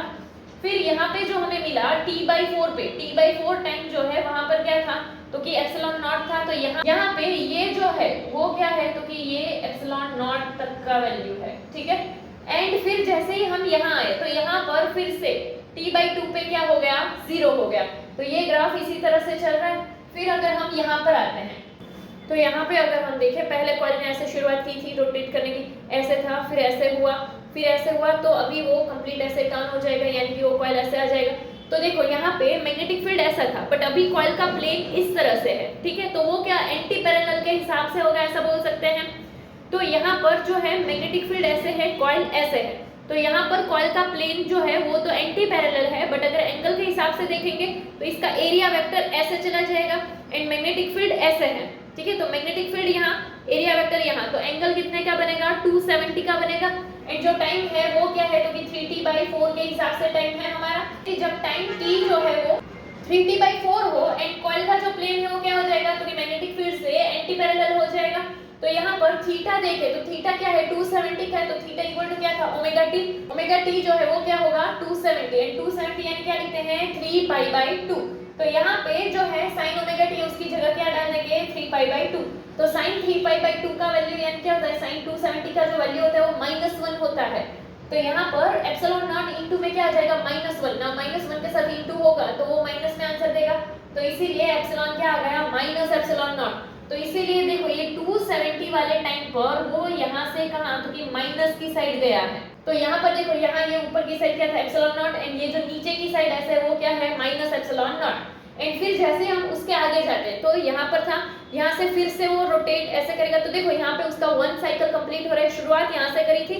रोटेट होने की कि पहले ऐसे था फिर ऐसे हुआ फिर कंप्लीट चेंज हो गया एंड फिर यहाँ पर था तो वहां से फिर से ऐसे हो जाएगा। तो यानी कि यहाँ पर फिर से ऐसा बोल सकते हैं कि मैग्नेटिक फील्ड ऐसे है, कॉइल का प्लेन परपेंडिकुलर आ गया, ठीक है। तो इसीलिए यहाँ पर जो एंगल बनेगा वो कितना होगा 360 का होगा। इट्स लाइक कि सर्कल के हिसाब से देखो तो यहाँ 0 से शुरू करके फिर 90 का एंगल आएगा, 90 के बाद 180 का एंगल आएगा, उसके बाद 270 एंड फिर से अगर उसी पॉइंट पे आए तो 360 का एंगल आएगा। तो इसी के हिसाब से अगर हम देखें तो यहाँ पे जो है